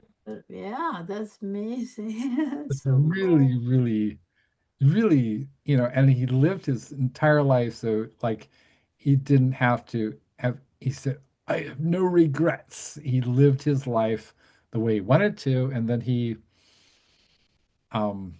passed away under, he had some help, let's put it that way. But I'm not supposed to talk about that. But anyway, so okay, so we'll kind of catch up and I will so look for some photos and then just like if you can maybe send me like an email if you find some photos. There's no rush because this is kind of an ongoing project and I'm going to be putting together the uh, left-handed essence book and try to get that out pretty soon. And so, okay, this is always a great pleasure and a joy for me. Oh yeah. Say hi to your parents, I sure give will. them my love and stuff. Yeah. Yeah. Okay. Squeezing.